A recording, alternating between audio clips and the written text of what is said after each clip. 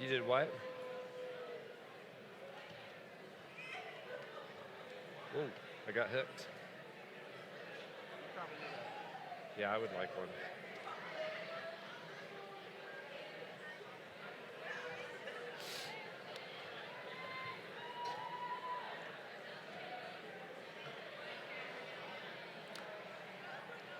All right. Am I on? All right. So, your favorite time and ours. We're going to talk this morning about dating. Yeah, here we go.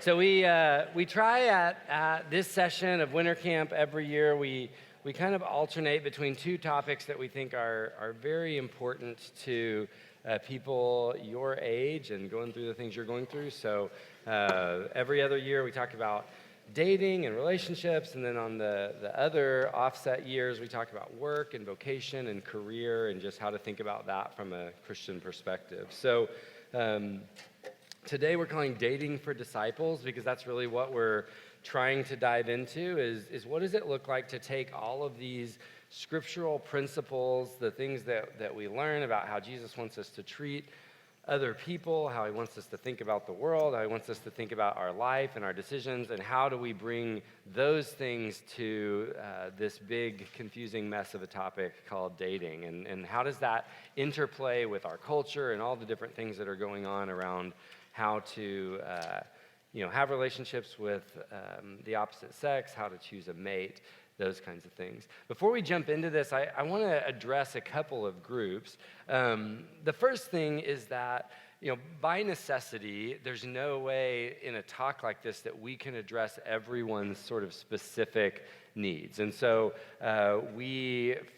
most of you who this is new to, some of you may have heard this a couple of years ago, but most of you who this is new to are freshmen, sophomores, you're 18, 19, and so our talk is in large part, especially when we get to the very last part where we're giving advice and things like that, is going to be sort of skewed towards that group, a group of people who are experiencing sort of the freedom of dating as an adult for the first time, but for the most part are not thinking, I want to be married in a year. For the most part are not already in a serious long-term relationship. And so you're going to have to do some adapting work of this because I know, we say one-on-one's how it's done. We can't really do one-on-one here, though we will have some Q&A time at the end.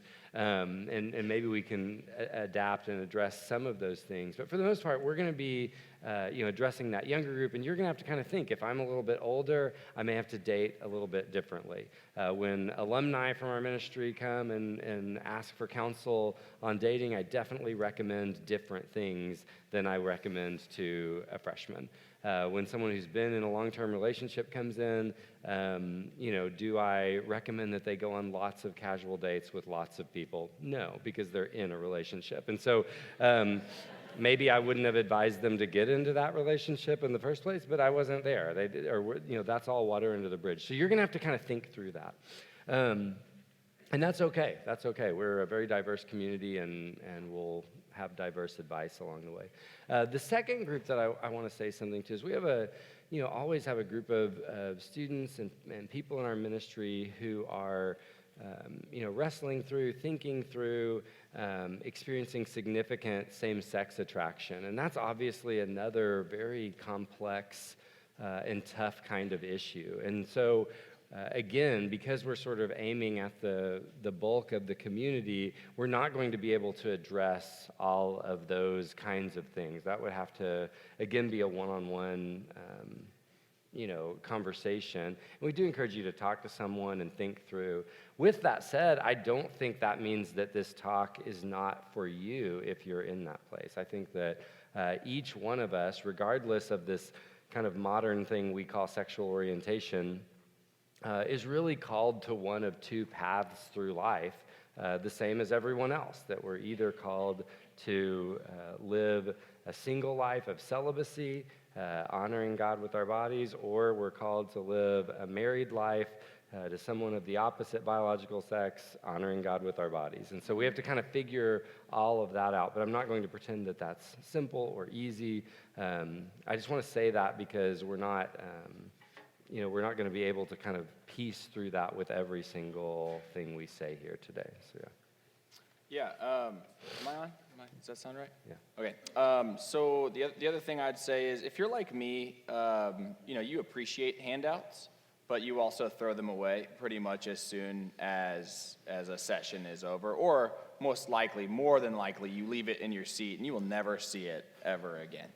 Someone else will throw it away. So I want to encourage you guys to take notes in a place that you'll actually go back and refer to them. We're going to be recording this for sure, but I think you're already going to be here sitting in the session. Take notes somewhere where you look at something, okay? So if that is your phone, be disciplined with it. Not like you have reception in here at all anyway, which is totally a God deal. But is there a buzz? Okay, just making sure.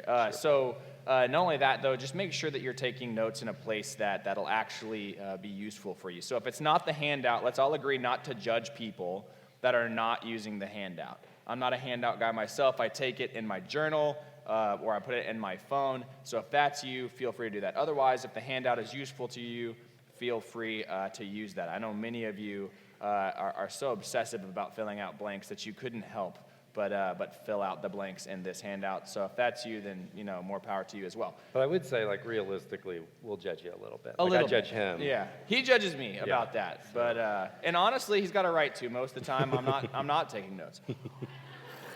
And he's not being disciplined on his phone. Oh, definitely not disciplined at all. But I will say, though, check this phone out. Look how small this is. You like that? It's pretty hard to take notes. If I've texted you recently and it says something incomprehensible, it's because of my fat fingers on a tiny screen. I did not foresee that when I got such a small phone, so that's on me. Secondly, and I need to stand up for this one, okay? And I'm going to put my hands together like this because I need to plead with you guys on something, okay? There is no such thing as focused dating. No such thing. You see, people that use that term are usually using it to mean Focus does this weird thing with dating where, they're purposeful about it. Or, they go on dates selflessly rather than just asking themselves the question, what do I feel like about how good this person looks to me? Or they're considering something other than the culture considers when asking someone on a date. And that shouldn't be called focused dating. That should just be called dating. For us as disciples, and this is about dating for disciples. And so hopefully you're not going to listen to this talk and be like, ooh, fascinating expose on how focused people date. Hopefully, if you call Jesus Lord, you should be thinking to yourself, wow, this is a radical, different way than the culture suggests you should date, okay? So let's all agree to cast stones at whoever we hear saying focused dating in the future. This is not focused dating. It's advice for people. It's advice on dating for people who want to please God.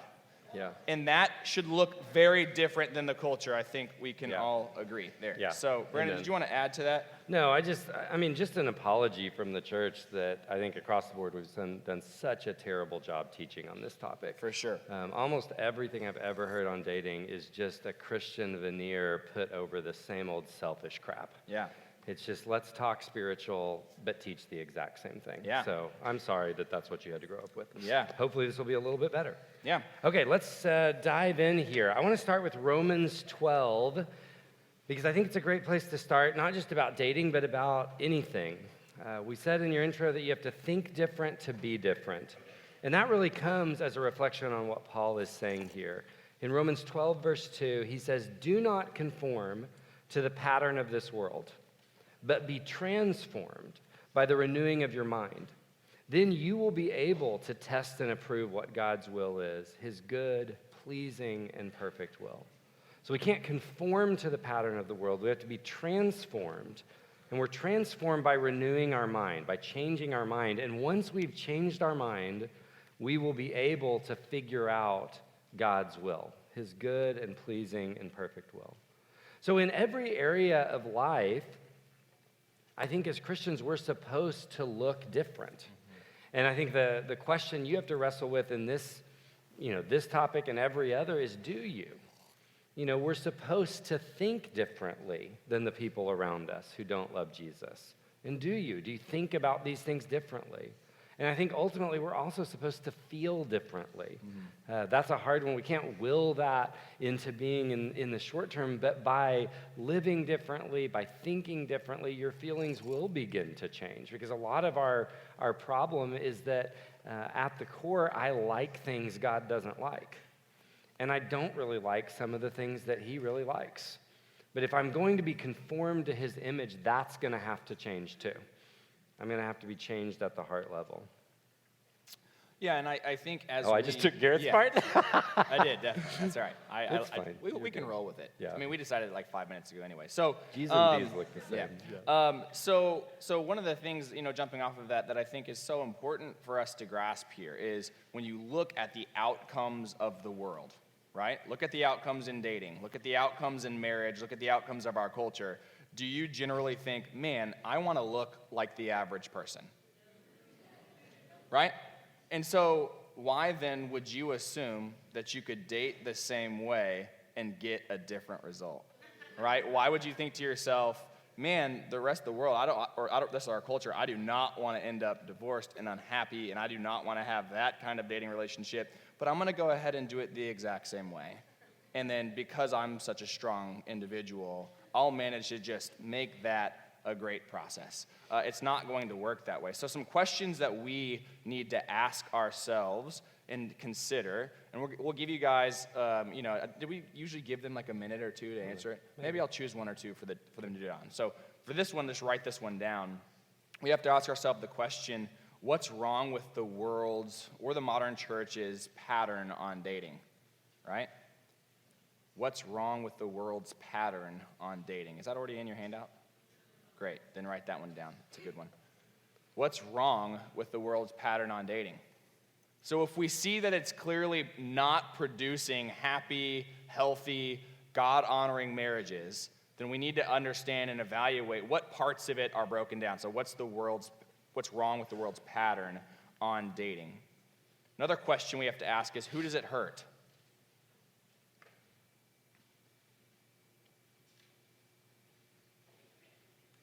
Does it consistently produce lasting and happy marriages? Does it consistently produce happy and lasting marriages?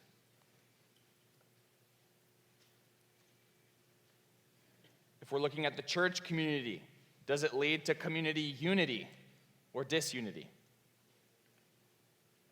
So this is thinking especially within a community like ours. Does the common way of dating produce greater unity in the community, or does it end up fragmenting? Mm-hmm.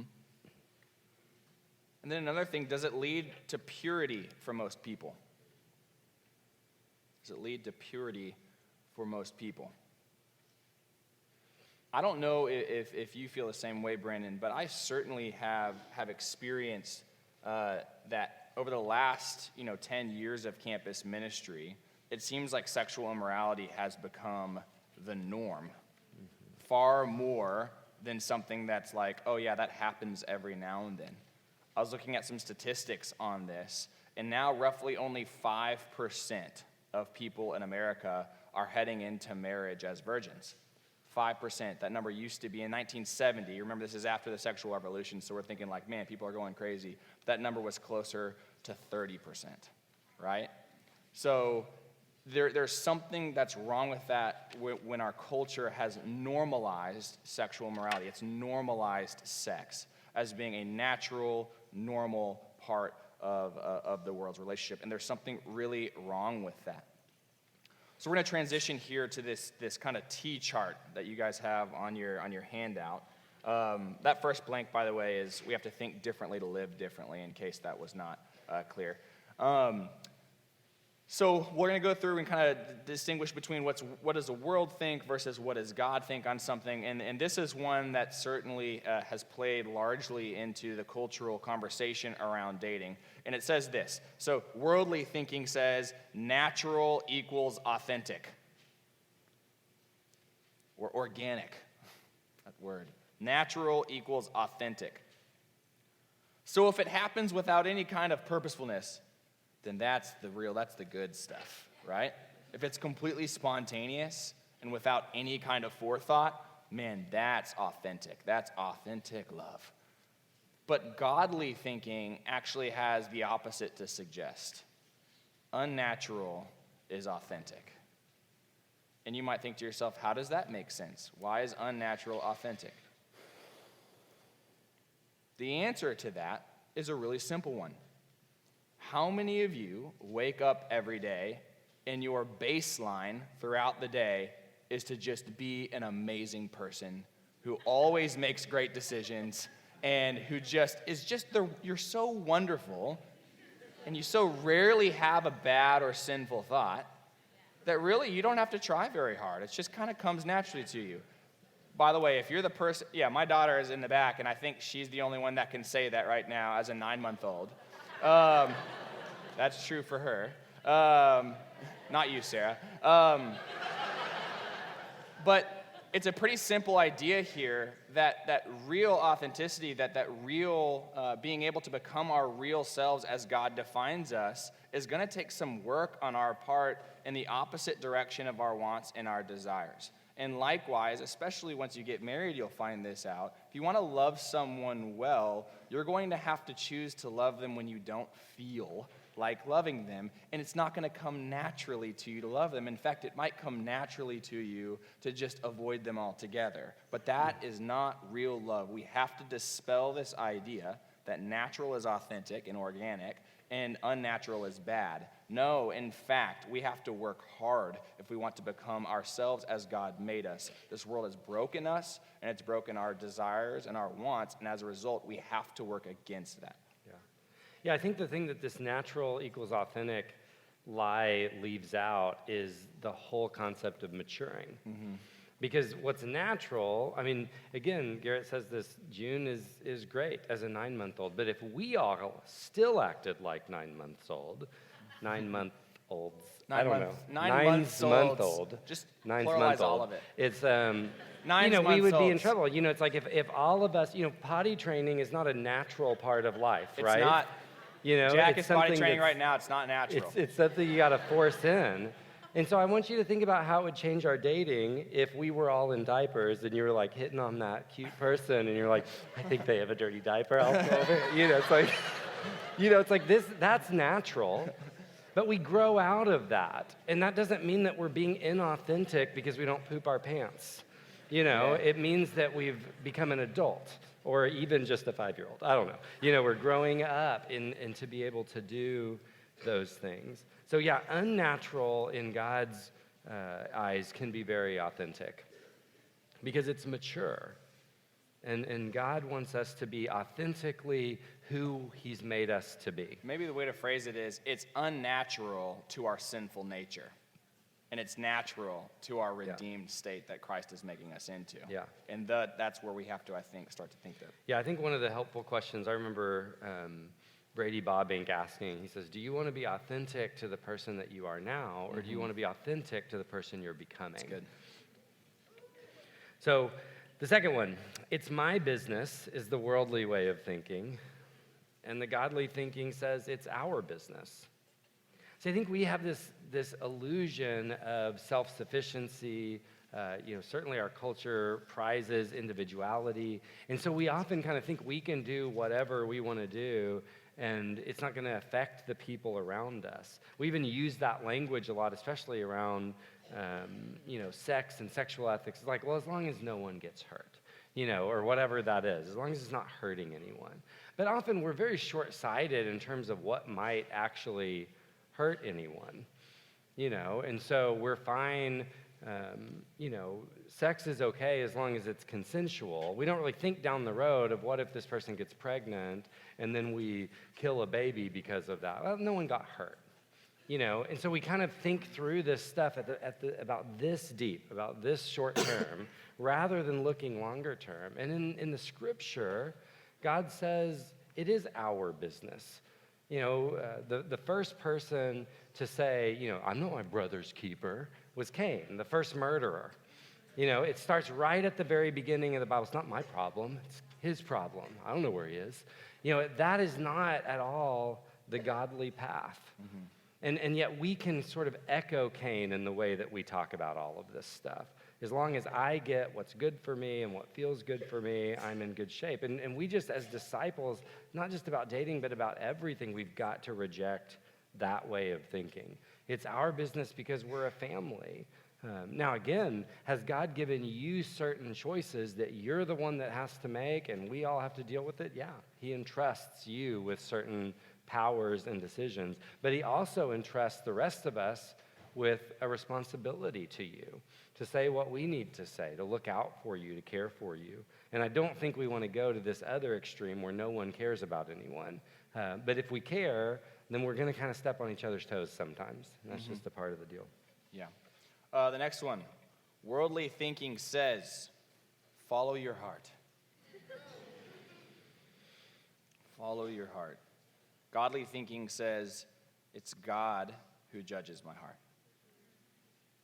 And his word judges my heart. So worldly thinking says, follow your heart. Godly thinking says, God's word judges my heart. Now, I have been watching, I was never much of a Disney person growing up. Those weren't the movies I was watching. My parents apparently had no rules for us, and we watched like Die Hard as children. So we skipped the Disney phase. But now that I have children, I watch Disney Plus every night. Thank you, by the way, Drew and Darby, for letting us use your subscription. So we watch these movies all the time, and it's certainly there. I was watching Moana. You know what I mean? And like Moana is, next in line. She's supposed to be the one that like helps her, her tribe out. They're on this island. She's supposed to stay there and be the next, the main kind of leader. But the ocean is calling her. And she's like, I just got to go, and I got to do that. Now, it worked out fine, okay? Don't worry. If you haven't seen Moana, it works out. But that being said, the message was really clear. Avoid your responsibilities if it means following your heart. Everything else can succumb to this idea of just follow your heart. If it feels right, how could it be wrong, right? That's the idea. And I am here to tell you that is a bad idea. The scripture says that the heart is deceitful above all things. Now, there you go. It's mutually exclusive. You can trust what the world says here, and that means that you should follow your heart, or you can trust what scripture says, and you should look at your heart out of the corner of your eye like, what are you up to? That's what the scripture says. We cannot trust ourselves in these things, but we just kind of go in wholesale oftentimes because our heart is telling us to do it, but we cannot trust our hearts. The next box, it's the worldly thinking says it's my right. As Americans, we're very concerned with our rights. It's my right. But godly thinking asks, what pleases my Lord? What pleases my Lord? And this is something I think we have to wrestle with across the board with the rights that we have in our country. I'm not at all for letting the government take away any of our rights. But I do think we have to realize that I have rights as an American that I don't have as a disciple. Mm-hmm. So I have the right to free speech. That means that I can say really mean things. I can even lie about things in certain circumstances. I can say really hurtful things to people. But as a disciple, I don't have that right to free speech because God says that we are to let no unwholesome talk come out of our mouths, but only what's useful for building up others according to their needs. So the standard for a disciple and the standard for what might get me sent to jail or fined as an American, shockingly, are slightly different, right? And you have a lot of rights. 1 Corinthians goes through this in a lot of ways, that Paul talks a lot about the rights that we have, but then he calls us to a standard of love. that he gave up his rights in order to be a blessing to the people around him, and he wanted that church to give up their rights to be a blessing. So when we start into this whole topic, if your concern is what your rights are, I can tell you that that's not a mature Christian concern. The mature Christian concern is what pleases God, what would please my Lord, and what would be a blessing to the people around me. That's good. This next one, second to last. It says, the worldly thinking says, go hard or go home. Man, go hard or go home. You're in the hunt for a spouse, and ain't no one gonna stop you. You gotta find them. You're on all the apps. You're walking around campus like, which one? Which one's it gonna be? He looks like a match. He looks like he loves Jesus for sure. Still trying to figure out what people who love Jesus look like. And it really is about this search, and we put the search above, God's process of refining us in our own lives and our own discipleship, and trust that he can provide for us in that way. So we're all about go hard or go home, but godly thinking says patience and carefulness. Patience, carefulness. Consider for a moment the fact that you're thinking about choosing a person that you're going to spend the rest of your life with as an 18 to a 22-ish year old. That is a dangerous proposition, my friends. It's like me asking Jack what he wants for dinner, to which the answer is always one of two things: French fry or thuckle, which is a sucker. So he wants French fries or a sucker. That's his first choice for dinner every night. To be fair, that is Garrett's first choice also, for dinner too. It's not unfair. So oftentimes, though, we think to ourselves, like, yeah, I think I'm ready to do this, so I'm gonna go hard or go home. And there was not more than 5-7 years ago, there was a gal that came through our ministry. She was a freshman. She started dating a guy that was off to school, and wasn't really open about that relationship, even though people were asking her about it. Her and he decided to get married. They got engaged as freshmen and decided to get married. They got married around the time of their sophomore year. And she called me on the phone not more than 6 months ago on my way home one night. And she goes, I need to talk with you. I haven't talked with her in 6 years. And she goes, oh my gosh, I am so sorry. She basically proceeded to tell me that her husband was abusing her. That she didn't see that at the time, that she thought he was a different guy, He was so sweet. And even throughout the course of their engagement, he was so sweet and so kind. And now she was trying to figure out what to do and asking me for advice. And then she said, I'm so sorry I didn't listen. You guys were trying to help me. You guys were trying to slow me down and encourage me to be patient and to use discernment, but I just kind of steamrolled ahead. And it ruined the beginning of her life, and now she's getting a divorce because of these things.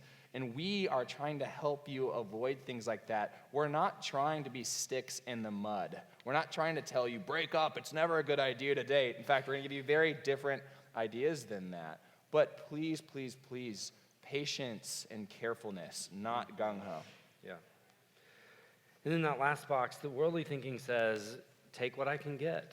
I think sometimes it's ironic to see people who are 20 being desperate, and yet we kind of... My clock's ticking, Brandon. I know. I'm 20. The childbearing years are just... Won't be able to bear children for the next 15 years. The door's closing. But godly thinking calls us to discernment, that we become discerning, that we're able to weigh things in the balance, that we're able to see things more like God sees them, and that God can use this area of your life to grow qualities in you that will bless you in every area of your life. Mm-hmm. But as a young person, I can already tell you that your ability to discern people's motives and character is still being developed. You need to develop that. And that goes for a lot of things. I mean, as a campus pastor, you see a lot over the years. I mean, it's been a number of times where people have come to me and they're like, oh my gosh, there's someone in my core and this awful thing is happening. They have a brain tumor, they're dying, they're gonna die this year, or they got kidnapped and raped and held hostage for this thing. And, as a campus pastor, I'm listening to these stories, and sometimes they're true, and sometimes I'm like, I don't really think that probably happened, And then you start like, well, do you think, I'm going to ask more questions, and they get so mad. Oh, I cannot believe you wouldn't trust them. And I'm thinking, I can't believe you would. But, it's like, have you been around them? But again, that's great. It's great. And I would want us to default to trusting people. Love always trusts. But at the same time, Jesus said, to be innocent as a dove, but shrewd as a serpent. And I think we have to learn to ask those deeper questions. To be able to see, like this young lady, that not everyone, just because they're sweet to me, because they're infatuated with me, does not mean they're a sweet and nice person. And how do I begin to discern that? Living in community with other people helps, because people's friends tend to see the more real them than their significant other does, And when we date in groups and we get to be around them, around their friends and around their roommates, we're going to see things. I remember Amy Knowles and I had a conversation a few months before she got married to Aaron, where she, sat me down and was like, what's it like to be a roommate to Aaron? And I was like, oh my gosh, no. I was like, no, Aaron was one of my favorite roommates ever. And so I was able to tell her about what it was like to live with him and the things that I'd learned there. But we can do that in community. And not everyone is going to be able to find their spouse in this community. It's just not the way it's going to work. But you can learn those principles, and you can learn to be a more discerning person. You can learn the kinds of questions you ought to be asking them, asking yourself, asking the people around them, to sort of be a realist about this thing. Brady always says you have to be a realist to find real love. That's good. And we want to be a romantic. Okay, let's move on to this next thing, our goals for you in dating. So, our goals for you ultimately is that you would end up in a wonderful marriage. But I'm going to go through this and kind of outline a few things. Do you tend to go for okay, good, or best? Our goal for you just as a disciple is that you would have the best life that God has for you, that you would be your best for Him, that we're not just trying to think, what is the minimum standard? Because I don't think a disciple is asking what's the minimum standard about anything, any area of life. So I think you have to wrestle with what would need to change in your heart and life for you to be someone who goes for the best. To be the person that wants the A+, not just okay with a C.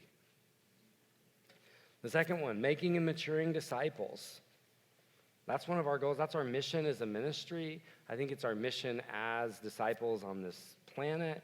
And so it's not excluded. This dating type part of our life is not excluded from that. Whatever we do, we want it to be something that helps people decide to follow Jesus and that helps people be serious and grow as followers of Jesus.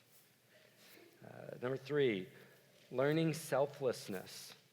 Learning selflessness, because selflessness is necessary for marriage. You need to grow in that. You're going to have to be able to be selfless. And the problem is, while selflessness is what makes you successful as a husband or wife, modern dating actually trains us in selfishness. Yeah. Modern dating is based around selfishness. And so we spend all of these months or years practicing selfishness, and then we get married and are just shocked that it's hard.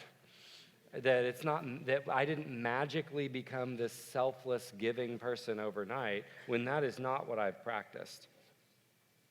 And when I'm talking about selflessness, I'm not talking about the kind of selflessness that just, does cutesy romantic things. I'm talking about that deeper level of adjusting my life to be a blessing to this other person who is now all up in my business. Or if you marry a woman whose hair is all up in your business. Every which way.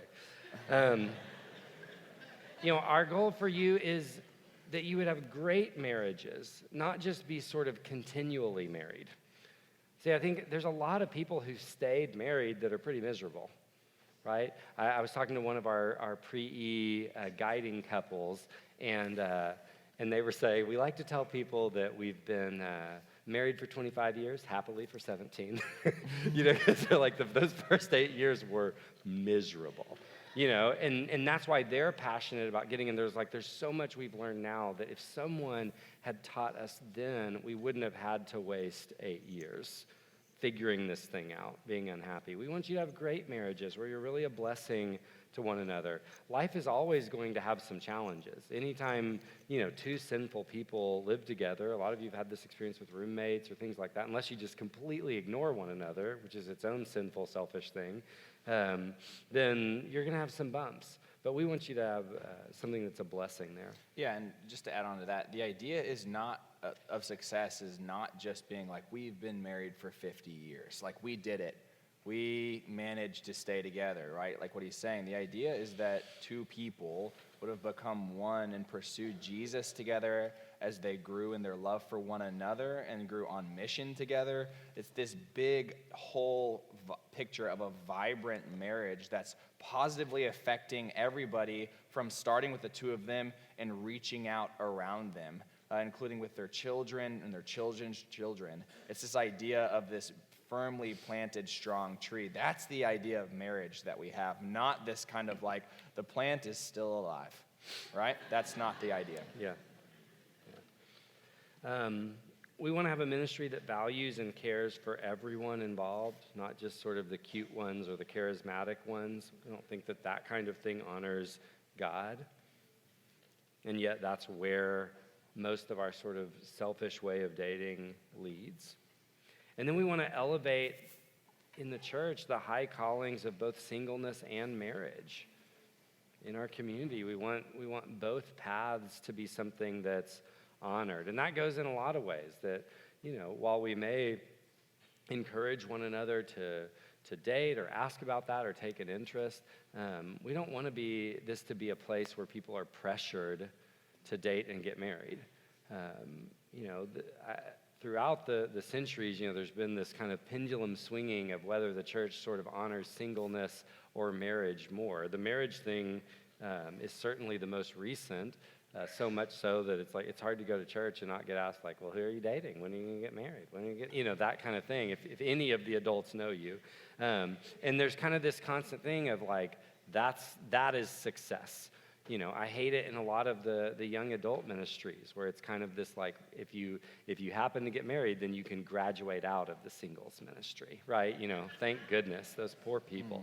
We don't want to be like that. Paul and Jesus both really elevate the calling to singleness as a blessed life, and as something that we can do or a time in our life we can really serve Jesus in a powerful way. So we want to do whatever we do in a way that honors both of those callings. All right, in that section, why dating well is so important. We'll move through these pretty quickly. The first one is problems in society. We talked about this earlier. Clearly, our society has a major problem when it comes to marriage. We're not doing it well. Many people are not happy. There's no expectation of an ongoing, especially healthy marriage. Most of the students in my ministry that I minister to, and I do mean most of them, come from divorced families, and it has had a negative effect on them. I don't know anybody that thinks to themselves, man, yeah, I mean, if I could choose between that or my family, my parents still being happily married, I would choose the divorce thing, right? Nobody thinks that, okay? So we're going to have to think differently about it. Secondly, problems in the church. I mentioned this earlier too. It is not only the case that in the world immorality is the exception or the expectation, it is also that in the church now. It's almost an afterthought that people have experienced sexual immorality in many forms. But if we aren't different, how can we speak to the world about marriage and relationships? If we in the church are having sexual immorality and unhealthy marriages at the same or larger clip than the rest of the world, then why would the world look at Christians and think anything differently? But as it stands, the world looks at Christian marriage and they think, I don't see what's different here. Mm-hmm. And it has to start with what we're talking about, which is the way that we go about choosing our mate in the first place. When I say we need to rethink dating, I don't mean We just need to tweak it a little bit. Yeah. We need to demolish the cultural version of dating and decide to rebuild something different, okay? And that's what Brandon was talking about earlier when he stole my section. And then finally, problems in individuals. Many of us are struggling with our own identity in Christ. There are plenty of people in this room now who are struggling with pornography. We end up getting into these miniature marriages, and then we have these miniature divorces because we don't know what the boundary is. People are like, well, we've been dating for 1 month, so I figured we'd have our sexual history conversation. What have you been up to? I'm like, oh, okay. So you 1 month, you're like, yeah, I mean, it's twice as long as I dated anybody else before. So I figured it was a good time to do that. And as a result, we're experiencing very real heartbreak because there should be this sphere in which only married couples experience this.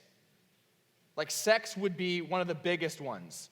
Sex outside of marriage is not ordained or blessed by God. In fact, it is coal in your mouth and it can ruin you. And it's that way for a lot of things. There's emotional intimacy which should be reserved for marriage. But what we end up doing is, in the first 6 months of a dating relationship with somebody, we've pretty much done everything that a married couple does. And then we're surprised that we experience the kind of pain and heartbreak that's associated with a divorce, from that. Are you surprised by that? If you've engaged in a breakup that felt like that to you, earth-shattering, I would suggest to you that most likely it's because you only did what you were supposed to do in a marriage. You stole from marriage and put it into a dating relationship, and now you got to experience the fruit of that. You started to combine two people into one, and that's not the godly model. Guys, listen, marriage was created by God himself.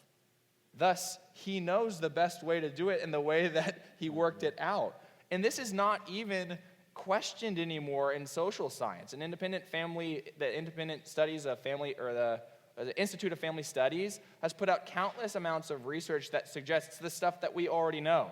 You want to know the happiest marriages? It's the people who have only had one sexual partner, the person that they're married to. It's really simple with this. Do you want to know who it is that ends up staying in a part of community and churches and things like that the longest? It's those who have these healthy marriages that are rooted in Christ. This is not that hard, but we've overthought this, or rather maybe underthought it, and just bought into the culture here. And we have some good ideas for that too. Yeah. So we're going to move into our second section, which is called Dating for Dummies. As in these ideas. Hey, Garrett, before we get started here, sure. I think we can all just agree that there's like one person out there and all we got to do is find them. Can I get a name in? Oh, okay. Yeah, fascinating, Yeah. Angel. Thanks for sharing that. Okay. So you think there's just one person out there for us? Yes, I do. Was that okay? And that all we got to do is find that person? Oh, yeah, no, Okay. I'm looking. All You know right. what I'm saying? Fascinating. Man, I hate to burst your bubble there, but that's actually point number one. I don't know. I mean, it worked out perfectly for us. Oh, wow. That's so crazy. Yeah, That's I know. It's literally crazy how so that crazy. works. Thank you. So yeah, that first blank says there is just one right person out there for everyone. Right? There's just one right person out there for everyone. And we use like Adam and Eve, even though Eve was the only other woman at the time. Clearly, God's going to make your Eve, guys, from your rib. No.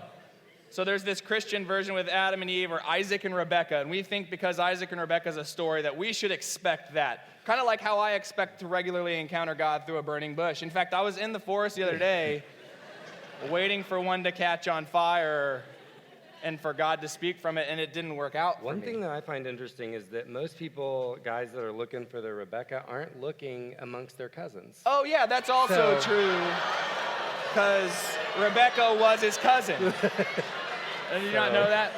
Yeah. They kept the part that they wanted, and I think that's kind of what we all should do, right?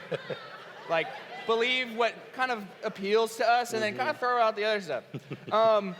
So here's a problem with this idea, guys. what are the chances that the person that God made for you this is true. God made one other person for you. The person also happens to speak your language and be in a geographic radius of 5 miles to you. And also, you've dated a total of 10 people, and you got that lucky, right? Like, you found the 1 in 10. Guys, listen, that is not the case. And I've had students before ask me, they ask me in this way of like, I'll prove you wrong. They're like, well, how did you end up picking your wife? And I'm like, do you think that I thought to myself, Erica was the only woman in the world who I could and should marry? They're like, no. And I go, that's not, would that make it more of a romantic thing for you? That I had to choose this person because they were the only one and I just happened to find them? No, that's not it. And I don't say this in a derogatory way at all. Erica could have been happy with plenty of other men in the world. I could have been happy with other women. It's not beautiful because of us finding the only one. It's beautiful because we chose one another. I chose. I didn't have to choose that. I chose it. I turned into Mandy all of a sudden. You watch it. So it's not that there's just this one person. It's that I chose someone who I thought loved God and loved people, and I wanted to be with that person. And after we chose, we've developed love over time. You don't start with this full picture of love. You think you do because you're infatuated. You're like, I couldn't love this person more. And I actually don't think that's true. In fact, your love should develop over the course of your marriage to that person. And so, yeah, I think that's baloney. Brendan, what do you think about this idea of love being enough? Oh, yeah, love is enough to keep us together. That's your next one. Do you want me to talk about it? Or yeah. It's yours. No, I know, but I want you to tell me what you think about it. Okay, got it. Yeah, I think this is kind of a ridiculous idea in the sense that when you look at divorces and you look at all this, really, it's people aren't like, we just didn't have enough love. It's usually finances are the thing that's causing a lot of fights, which, not surprisingly, the Bible talks a lot more about money than it does about romantic love. Communication is a huge issue. There's all sorts of just selfishness issues, because when we say love is enough to keep us together, typically what we're talking about is some sort of overwhelming feeling of love, not this love of the will, this kind of agape, I'm going to do what's right for this person no matter what it costs me. So if we were talking about that, I'd be like, yeah, that I think is exactly what is going to be enough to keep us together. But that's not what we mean when we say this, love is enough. It usually has this, I've watched a movie, this couple, there's zero compatibility, against all odds, their families hate one another, all of this kind of stuff, and we forget the part of Romeo and Juliet where they die at the end, because it's just so beautiful, right up until that moment. Yeah, it's just opposites so beautiful. attract. But I don't know about you guys, but there's a lot of things that I, am attracted to, whether it's pizza Lunchables. I don't mean sexually, that sounds weird. Realized after the fact how that was going to come across. I mean, maybe my appetite.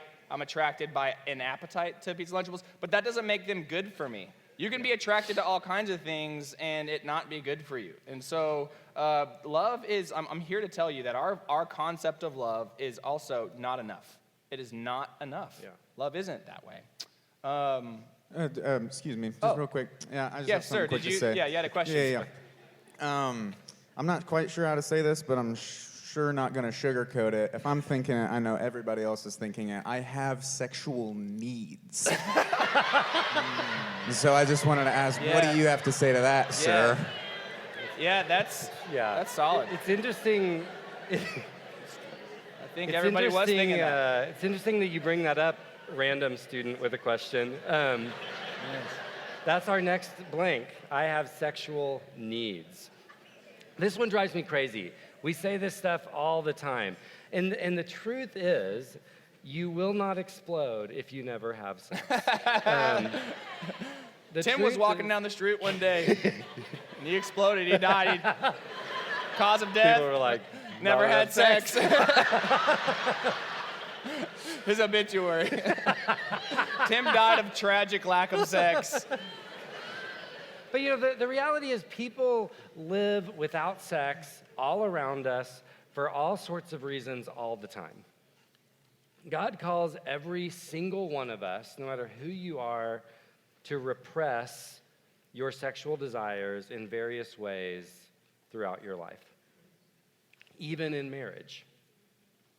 Because we aren't animals that are just sort of ruled by our appetites. In Philippians 3, where Paul is kind of talking about these people who are living apart from God, he has a powerful statement. He says, their God is their stomach.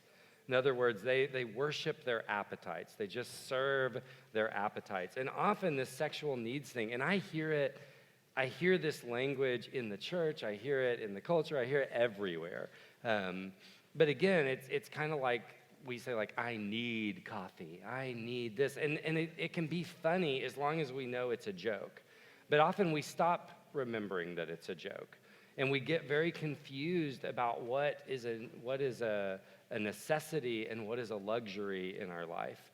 What is something that I need to survive and what's something that is a blessing if I get it. That's why we're all in debt, right? Because we got confused about what we needed versus what we wanted.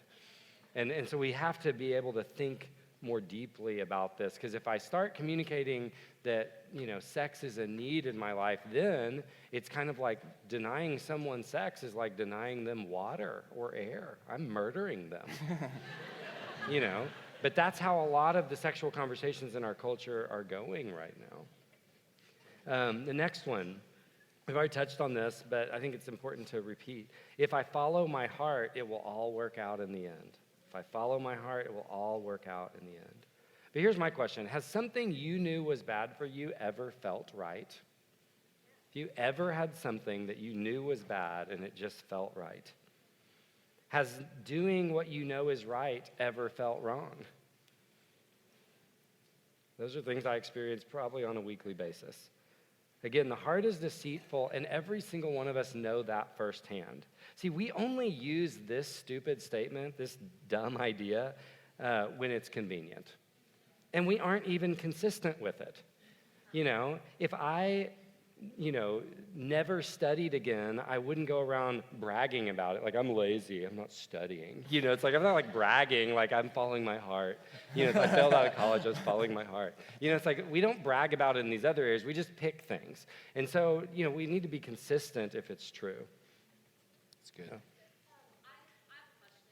question. Are you off mute, ma'am? Hello? Hello? Oh, yes, there you I have go. a question. So I've been binge watching a lot of Grey's Anatomy lately. Yeah. And so I was just It's a good wondering, show. when can I expect a handsome, wealthy doctor to fall in love with me? Yeah, that's My own that's a good McDreamy, question. if Yeah. you will. That's Thank a great you. question. Yeah, I'll field that one. It seems, from my understanding of that show, I've watched it a number of times. I'm not going to say who in my house is a fan of it. It could be me. It could be Jack, for sure. Yeah, Jack is a big fan of that stuff too. But yeah, I'm just going to go ahead and say this, and it fits well into our next blank here. Romantic movies, books, and shows reflect real life and love. Remember, these are things dummies say. I need to make sure that we point this out. We may not say it, though. This is one of those tricky ones that we're like, very rarely would we say, yeah, we believe that. But a lot of these shows that we watch, a lot of these movies, whether it's Disney or whether it's Grey's Anatomy or whether it's you fill in the blank, I don't want to step on that many more toes because I don't want to pick your favorite show. There was some girls on my bus on the way up here, and I would never tell you where they were sitting. But they were talking about some show called Bachelors. Is that okay, gotcha, cool. And so, my gut tells me, I could be wrong, but my gut tells me this is a show that most likely does not reflect real or healthy love. And we have to be careful what we consume in regards to these things.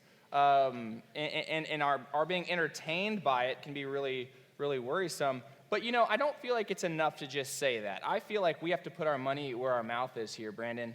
You know, I've actually got some stuff for us here. Oh, no. And I figured that Brandon and I, this one's yours if you want to go ahead and put it on. Okay.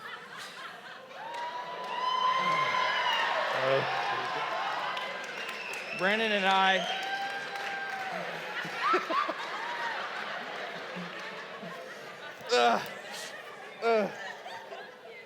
wearing a hoodie under this was a bad idea. But before we do that, one of us has to be a female in this. So I have a pick here, Brandon. This side is your side, okay? If it lands on you, then you're wearing the Like lands with that up? yeah, with Okay. that up, then you're wearing the wig 2 times straight. And if it's on the blank side, that's me, okay? Yeah!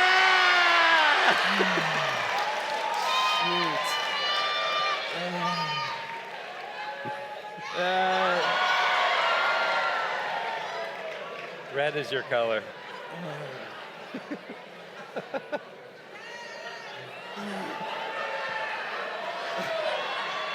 Wow. Does it look good? Yeah.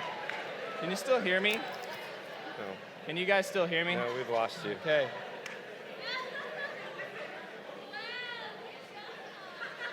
Wow. You are a very hot doctor. Thank you. I've always wanted to be a hot doctor, and now my time is here. So Yeah. we're going to be quoting actual quotes from the show Grey's Anatomy. Things that, as I'm sitting in my chair at night, I hear on the TV and think to myself, dear Lord, come quickly. So why don't you do the first one, Brandon? Can I look into your eyes? Yeah. And read? Okay. These are so bad. What's your name in this scenario? Addison. Addison. All right, here we go. Every kiss, all right, every kiss before the right kiss doesn't count anyway. I've kissed a lot of women. The first time I kissed my wife, well, I mean, she wasn't my wife then. She was just this girl in a bar. And when we kissed, it was like, I gotta tell you, it was like I never kissed any other woman before. It was the first kiss, the right kiss. Oh, that's painful. That's beautiful. All right, what about this one? How do y'all do this?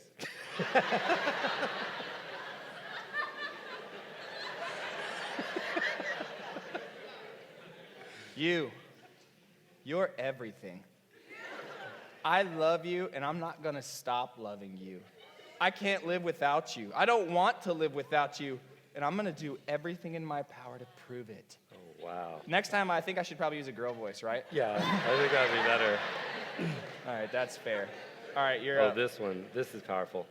This is powerful. I'm going to say this to Sarah later. The only time I don't feel like a ghost is when you look at me. Because when you look at me, you see me. You see me. This is me.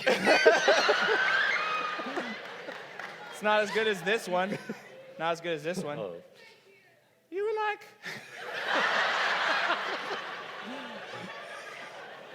Shh. Try to do this. You were like coming up for fresh air. It's like I was drowning and you saved me. That's all I know. What accent are you using? That's how girls sound. Yeah. Okay. Oh, this is a good one. Oh, yeah, this is powerful. If you love someone, you tell them. Even if you're scared that it's not the right thing, even if you're scared that it'll cause problems, even if you're scared that it will burn your life to the ground, you say it, and you say it loud, and you go from there. Oh, man. That's good advice. I actually think that one's good. That one's some Yeah. solid advice. All right. I can't do the girl voice again. I can't do it. I don't want you to date other people. I may not be enough for you, but I'm trying here, so I don't want you to date anybody but me. That's it. Except I'm scared as hell to want you. But here I am wanting you anyway. And the fear means I have something to lose, right? And I don't want to lose you. That's Wow. good. They got me right here. Pretty good. Oh, here. Yeah, I know. Okay, one more. Don't let what he wants eclipse what you need. He's very dreamy, but he's not the sun. You are. Thank you so much.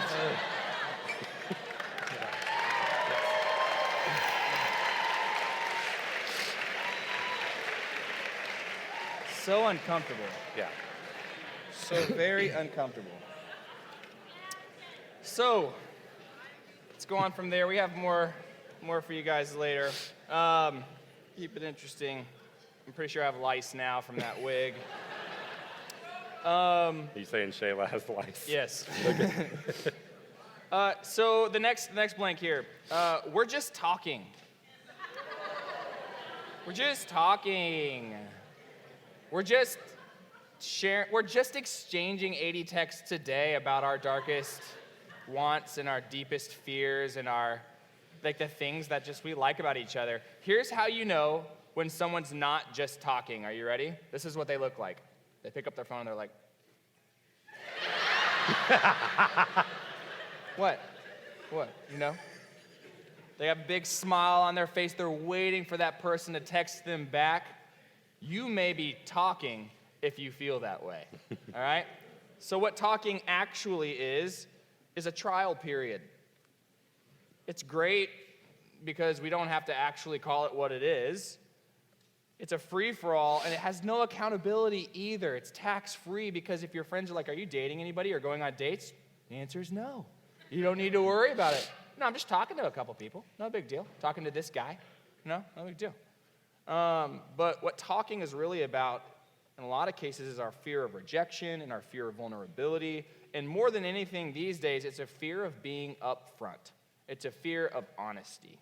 It's a fear of saying, I'm interested in just going on a date with you to get to know you. And mostly, it's about our own self-validation.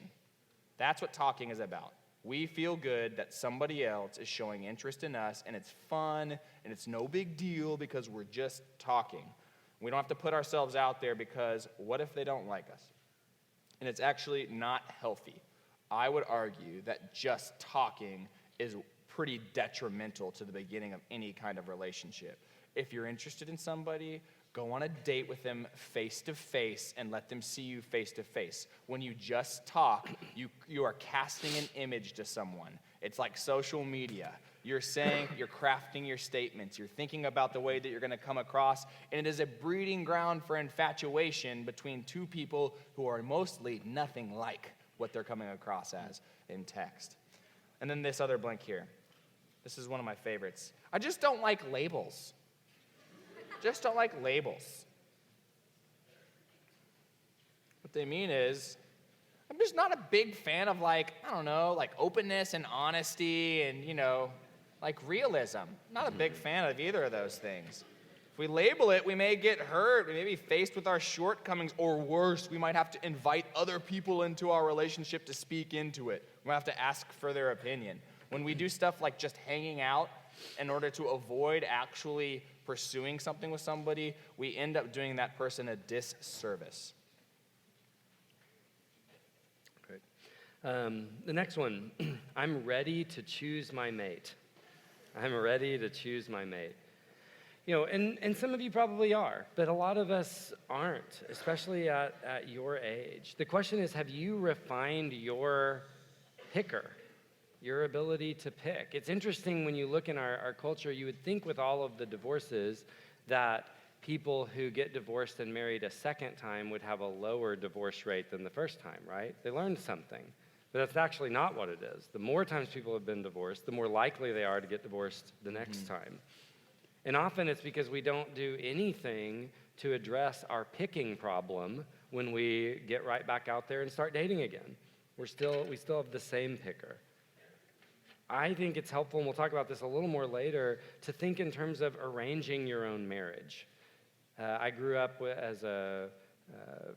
both of my best friends growing up were from India, and both of their parents had arranged marriages, and it was an interesting contrast to see and be so close to these families with arranged marriages, and then watch all of my Christian friends' families fall apart.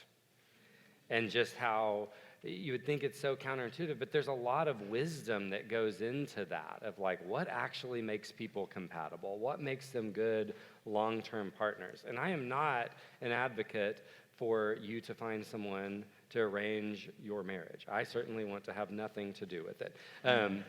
I am an advocate for you to arrange your own marriage, to take what wisdom you can from a system that has worked for thousands of years in most of the world and say, yeah, maybe there's something I could actually learn from that I'm not going to learn from Disney, that I'm not going to learn from Grey's Anatomy.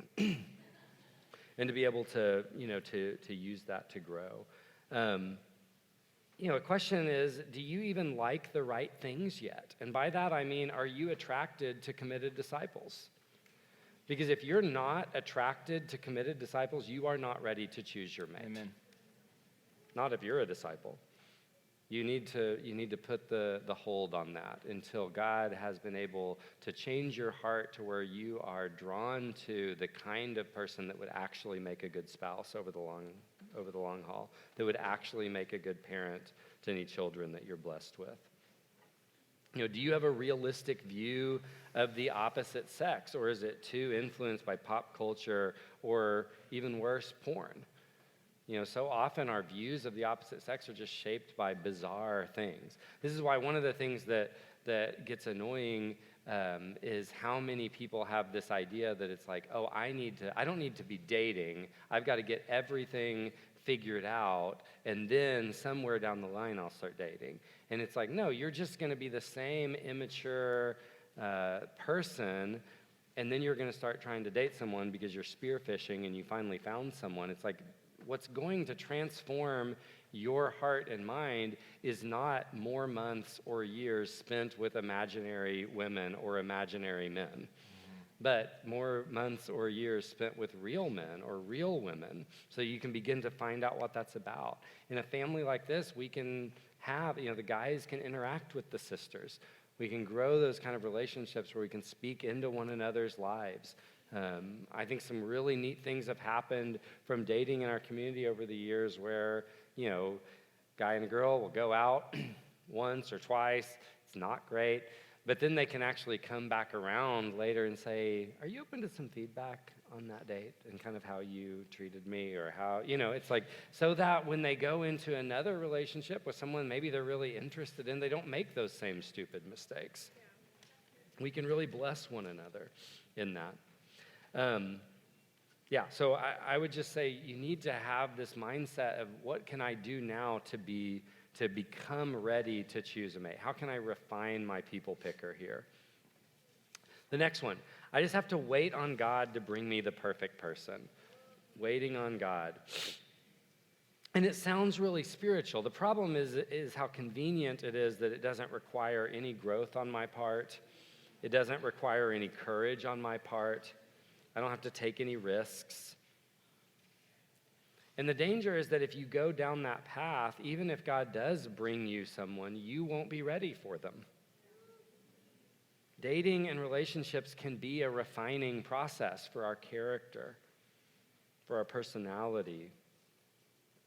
So don't just wait on God. Certainly we wait on God. We live in patience, but don't use that as an excuse to not grow in the meantime. And then the next one, I'm going to marry the person I'm dating. I'm going to marry the person I'm dating. Again, about 98% of the time, if you didn't think you were going to marry them, you probably wouldn't be dating them, or at least think there's a significant chance you're going to marry them. Because when we do that, often we're just using people, something disciples don't do. So maybe not, but most relationships don't end in marriage.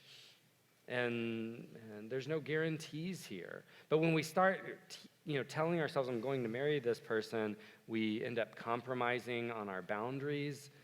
Sexual morality comes in. And a lot of times, we're driven by infatuation here. And infatuation is just temporary insanity. It's this thing where it's like, I can't imagine what I would ever not like about this person. They're just too perfect. But you'll figure it out if you stay with them. Yeah. And, and you grow in that. So we can't operate from the assumption that we're going to marry them until we actually make promises to one another. We haven't made promises to one another. And there's a lot that God has set up in marriage to be protected by those promises. Yeah, the next one. You have to be married to be fulfilled. So it's categorically untrue, first of all. If we're saying that Jesus could not have been fulfilled or fully fulfilled, and you're like, well, I mean, it's Jesus, so let's pick somebody. Okay, Paul. All right, let's pick a lot of others. All right, whatever it is. That is a pretty unhealthy way of looking at marriage. If you're going into marriage thinking to yourself, man, stuff is about to get become amazing. Like, man, it's going to be awesome. And I'm going to be fulfilled. And, man, I get to just, spend all the time around them that, I wanted to. Now I can every day.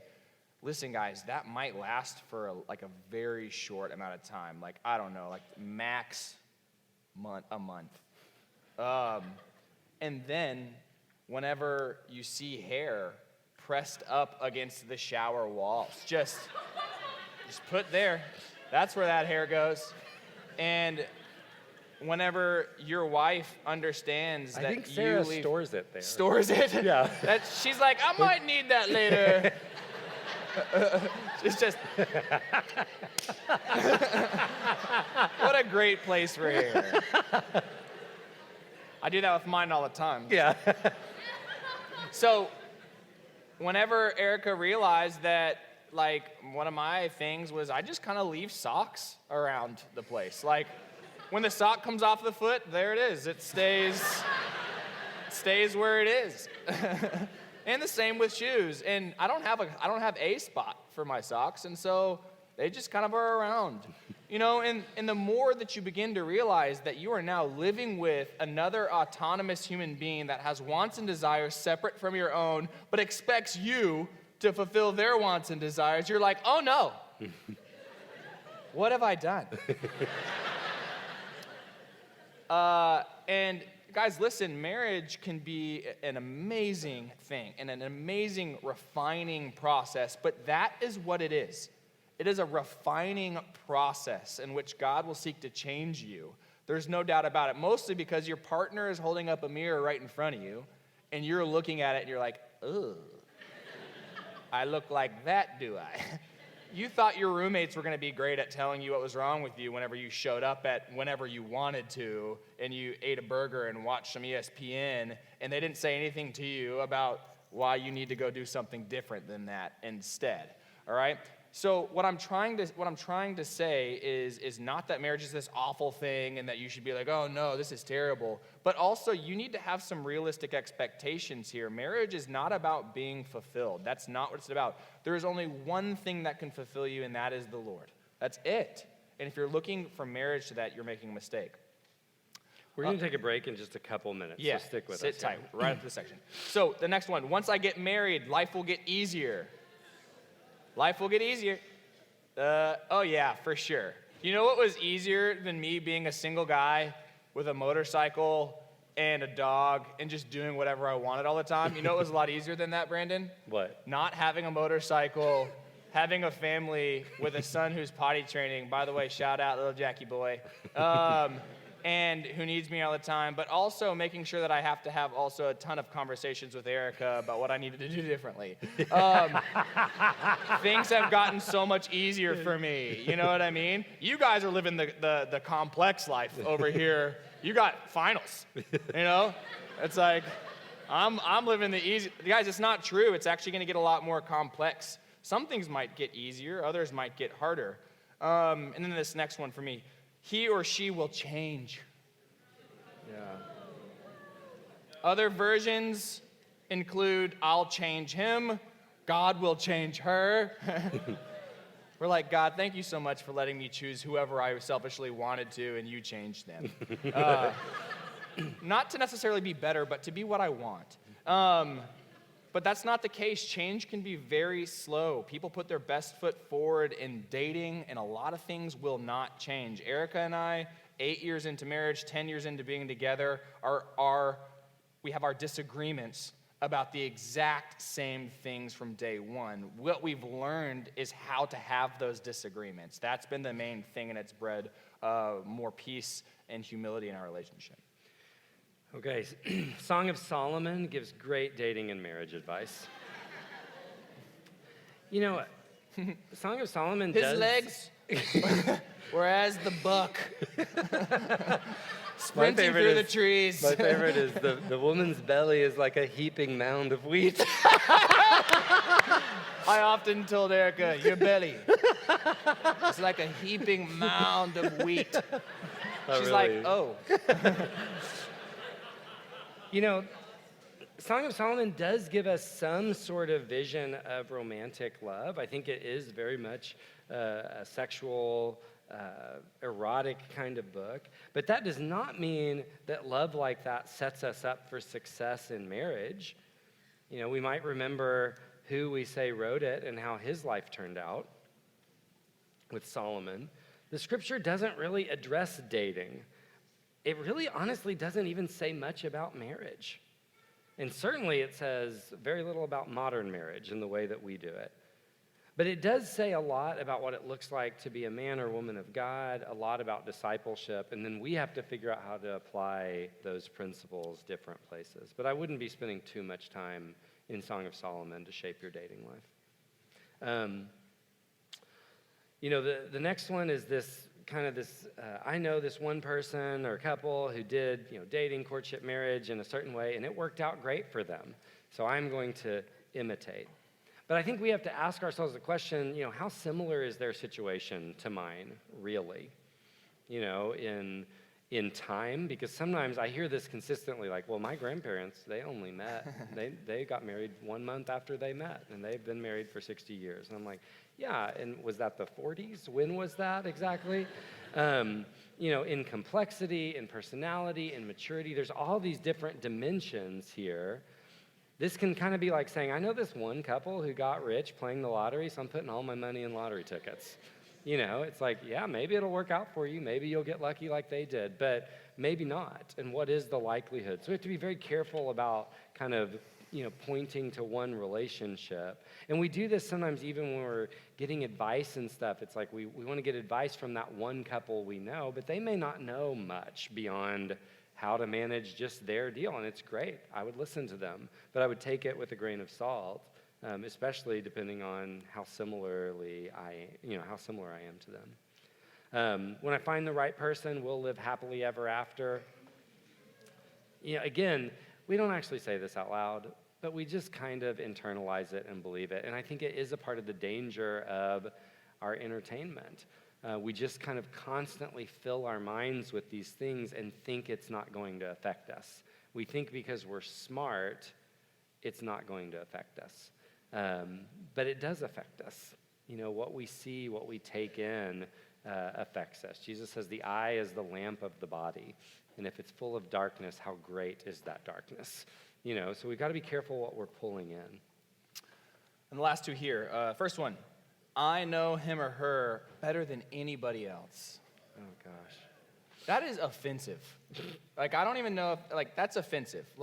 Imagine, a guy dating this girl, she's 19, and him going to her dad, the dad that raised her, the dad and mom that raised her, that have known her. They knew her from the day she started talking.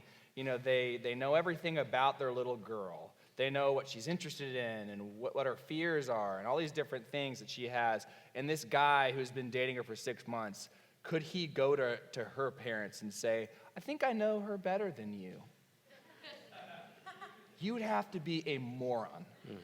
That's the right word for it. Moron is the perfect word for it. There are plenty of people that should know us better than this person that we're dating, including our friends. who should know us better than them. And if they don't, then that's a different problem entirely. Yeah. Right? So that's not good. It's not true 99% of the time. And if it is, that's a problem in and of itself. Yeah, and they may know some part of us. There may be things we've shared, in that kind of relationship that we haven't shared other places. But this is just kind of arrogant and foolish to think this. Brady will say, he tells the story about, a young guy that was like, oh my gosh, I know everything about her. And he was like, and y'all have been dating how long? He's like, 3 months. He's like, okay. He's like, I would run. And he's like, what do you mean? He's like, I mean, she must be boring. Like, if you can figure out everything about her in 3 months, what are you going to do the rest of your life? You have nothing left to find out, So real relationships are a journey of discovery, and there's layers of that. Yeah. And the last thing here, I'm really mature for my age. Really mature people don't tell people they're mature. That's your first clue, your first indicator that something's gone wrong here. Most of the people that we hear say that are pretty immature in some very significant ways.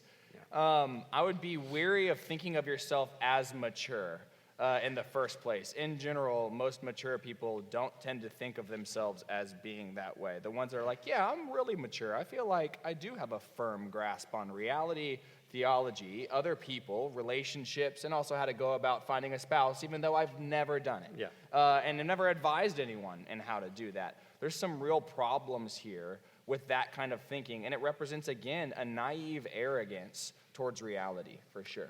Okay, we're going to take a break until that clock says 11:30, and then we've got quite a bit to cover. So, you've already lost a minute. Get going. And we're going to start with a video, so you guys make sure that you're here for that.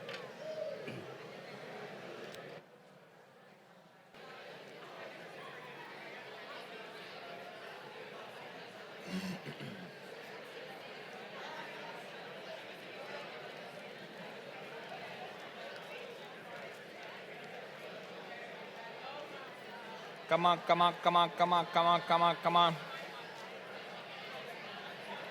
Move faster. Oh, I want to see that baby. Well, I just cut. That's what I did. One of us feels good though. The other one does not. Yep. Oh, that's true. It might help light a fire under you. All right, you guys, come on in and have a seat. If you're standing up, walk twice as fast as maybe you would have walked otherwise. Let's just say that. Oh, I like it. I'm seeing some speed walking happening. Come on in, file in. I mean, there's no good way to get 600 people into a room all together.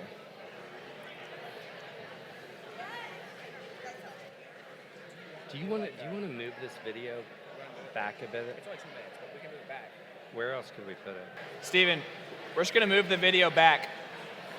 We're going to do the video after this section. All right. Come on in, guys. Go ahead.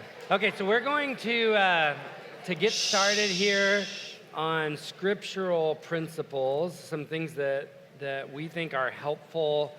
Again, these are not scriptural principles that are directly about dating, but they're ones that apply to dating. So we're going to look through these and move relatively quickly. So principle number 1, considering more people than just myself. And in this whole realm of dating, just myself or my significant other. Because again, I think sometimes we think we're being selfless when we're just only considering the two of us. So a couple of scriptures, Philippians 2, 3 and 4. Says, do nothing out of selfish ambition or vain conceit. Rather, in humility, value others above yourselves, not looking out to your own interests, but each of you to the interests of others. Not looking out to your own interests, but each of you to the interests of others. And again, when we live in a community where everyone's doing that, it is indeed a very blessed community. And then John 13, if I can get to my spot. This is just Jesus saying, a new command I give you, love one another. As I have loved you, so you must love one another. By this, everyone will know that you're my disciples if you love one another. And again, the standard of love here is Jesus. Love as he has loved us. And his love was self-sacrificing. It was not the kind of love that puts self first and others second. It was the kind of love that was willing to pay the price for other people's mistakes, not just his own. And so we want to figure out in dating, how do we live in such a way that we're really looking out for other people? That I am concerned with how my dating and my marriage affects my friends, that I'm concerned with how it affects my family. I'm concerned with the example that it sets for younger people in the community, all of those kinds of things. I want to add in something here, just for lack of a better place, that I think is very needed. I want to talk a little bit about weddings. I did this last time. People call it my wedding rant, and that is a good term. They actually called it a wedding rampage. Rampage, that was the word. Okay, so I want to give a pastoral word here about weddings because I think it's important.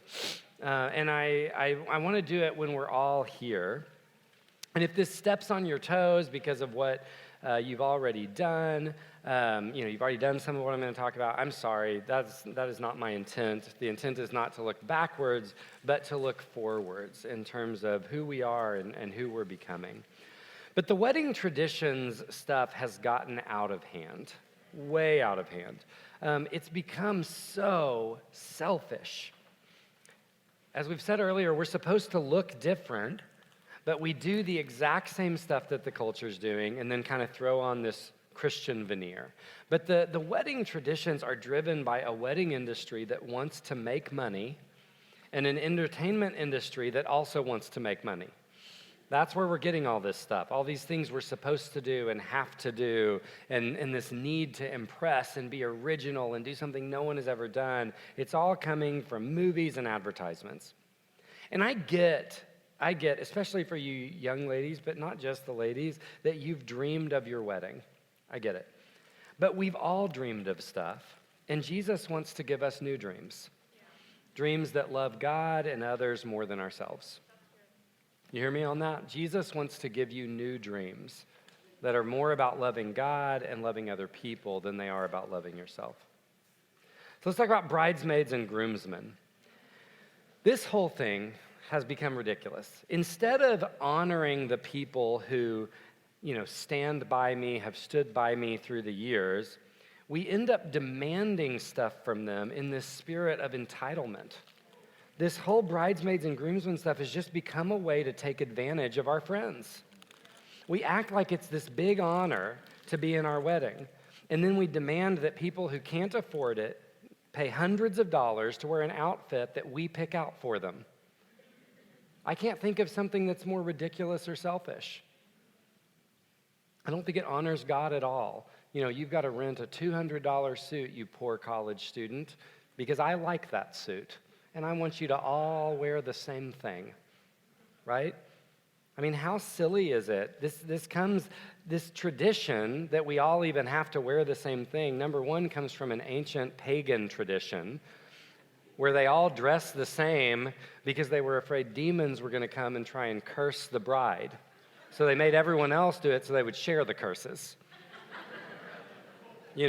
I read this Glamour article. This woman, she's like, this thing has to die. She's like, it's for the pictures. She's like, when have I ever been out with a group of my friends, taking pictures and think, that was a great picture of all of us. You know what would make it better? If we were all wearing the same thing.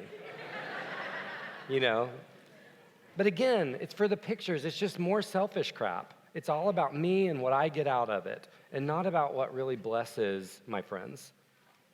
So I want to tell you now, as a pastor, here is my advice to each one of you. If someone asks you to rent or buy anything to be in their wedding, tell them no. Politely decline. It's rude. It's a forced gift. And I don't think it has any place in our community. If you want to choose some people to stand by you in your wedding, honor them. Honor them. Give to them. I loved the way I remember getting to be in Lawrence and Sarah Glenesk's wedding, and I just thought they did this so well. They went Sarah, I think, actually went with her girlfriends and looked in their closets and the different dresses that they had and thought through that and found a color that all of them already had something that they felt good in, that they didn't have to spend any money on, and that was what they did. And Lawrence kind of went through with us and talked about what did we have, and and then he bought all of us a tie so we would have matching ties, but we were able to put this thing together and no one had to spend money to be in their wedding. It was honoring. And then we got to the wedding, and instead of it all being about them, they surprised us and took time and honored each one of us of how we had stood by them as friends and through their relationship. So then after we expect people to buy or rent this useless outfit, we expect them to get us a gift. Or in the case of women, multiple gifts. You got to get a gift for every single little party we throw. Guys, when getting a gift becomes an expectation, it ceases to be a gift. This is a pastoral word to our women especially. We've got to get out of this thing. And I get that it's tricky. I get that we're navigating a lot of traditions and opinions. I get that your moms have opinions and want you to do stuff. But guys, look out for your friends instead of just yourself. Don't be a big coward with your moms and let them take advantage of your friends. What does that say about you? And this gift stuff applies to the engagement ring too. I had a guy that was still paying his way through school, tell me he spent $16,000 on an engagement ring because, here's the quote, it's important to her. Run! Red flag! Run! Get out of there. Again, It's a trap! What would be wise on rings? You need to think about this. You need to get advice. What can you really afford? I so appreciated Sarah when we were heading up to that time. She had talked to her sister, and the rings that she had picked out and were pointing out were very pretty, but they were honestly less than I thought I would spend or need to spend. And she just was reasonable in all of that. She wasn't trying to put me into debt to prove something to her. And guys, I think, often you're setting precedents here. If you're going to go into massive debt to buy her the first ring she wants, where does this go? Again, lots of expectations, but you're going to have to decide whose expectations you want to meet. Do you want to meet your parents' expectations or God's expectations? You can't always do both. Do you want to meet your friends' expectations or God's expectations? Do you want to meet your fiance's expectations or God's expectations? You got to remember who is God. Guys, you need to stop being passive. I'm not thinking that the guy needs to be the spiritual leader in every single moment. I think if you're entering this partnership, you're going to lead one another. But there is a problem sometimes where guys aren't the spiritual leader at all. And if you want to be a spiritual leader, stop leading your bride in selfishness. You've got to stop her from being bridezilla. Ladies, sometimes you've got to stop your groom from being groomzilla. This thing where we get to the wedding and it's like, this is my special day, My gosh. That is the tone with which it is said. I have asked questions, about decisions people have made around their bachelorette party or their bachelor party and just gotten my head bitten off because people are just consumed by selfishness. You will not find great joy in your wedding if you are consumed by selfishness. Again, sometimes this goes back to money, the parents holding the purse strings, right? If you let your parents holding the purse strings for the wedding make you take advantage of your friends, you just sold your friends for money. You might as well ask for 30 pieces of silver and spend that on your wedding. And then bachelor and bachelorette parties. Again, it's a gift. It's supposed to be a gift from your friends. Stop being demanding and stop trying to compete with the world. This stuff is so silly. It's like we have gone from, we're going to go out to dinner with my friends and spend some time reflecting, encouraging, to like, we have got to go to the Grand Canyon. It's got to be 7 days long. Everyone's got to go into debt. Every single person has to take a week off of work, go into debt. We're flying to Vegas. I'm like, goodness gracious, it's really hard to be your friend. Most of the people in our culture are in debt. Stop trying to be like them. You don't need to take a trip. You don't need to demand anything.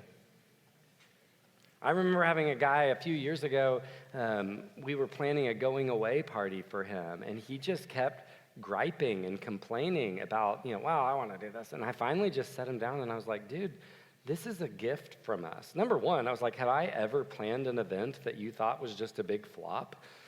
No. And I'm like, I have planned way more events than you have or ever will plan. I'm perfectly capable of planning a going away party that will be special, but I'm about to just cancel it. This is a gift to you. It's kind of like if, your parents give you something at Christmas and you're like, I don't like it, take it back. Get it back here by 10, new thing, whatever. It's like, but that's how we act about this stuff. So again, we're supposed to look different. Stop buying into this selfish wedding traditions thing. Stop trying to be impressive to the world. Honor the people in your life. Bless the people in your life. If your wedding is a blessing to everyone else, it will be a blessing to you. You hear me? All right. That's good. That's my rant, my That's rampage. And rant.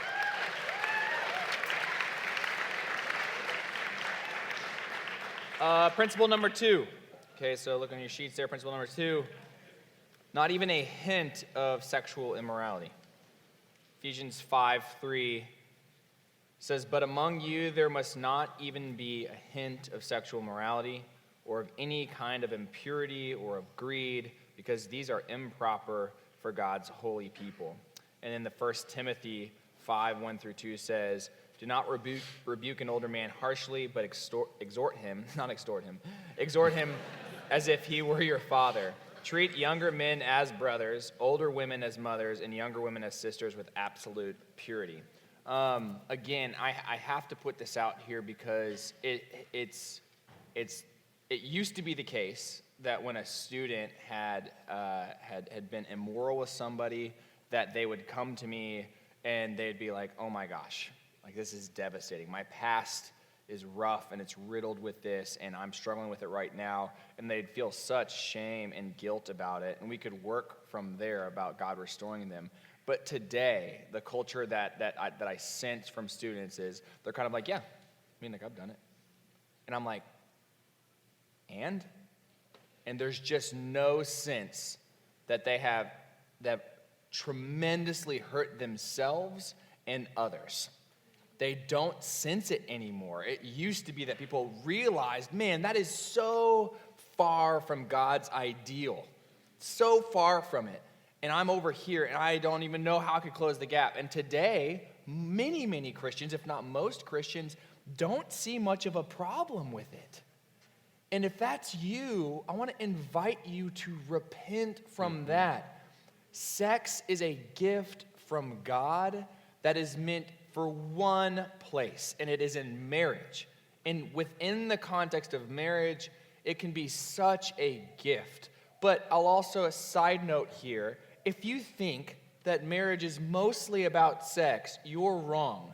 You are going to spend more time, most likely, over the course of your marriage, brushing your teeth than you will having sex.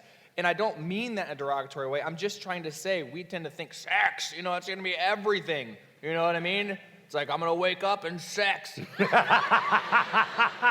before my bowl of cereal. And then when I manage to come home for lunch, sex. That's not the reality, okay?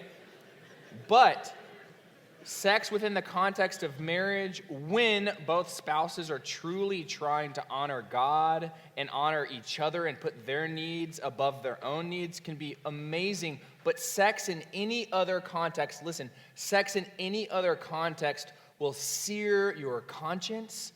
It is a sin against your very body, and we are temples of the Holy Spirit, you sin against God and yourself and against that other person in an extremely powerful, negatively powerful way. Be weary of this, friends. Yeah.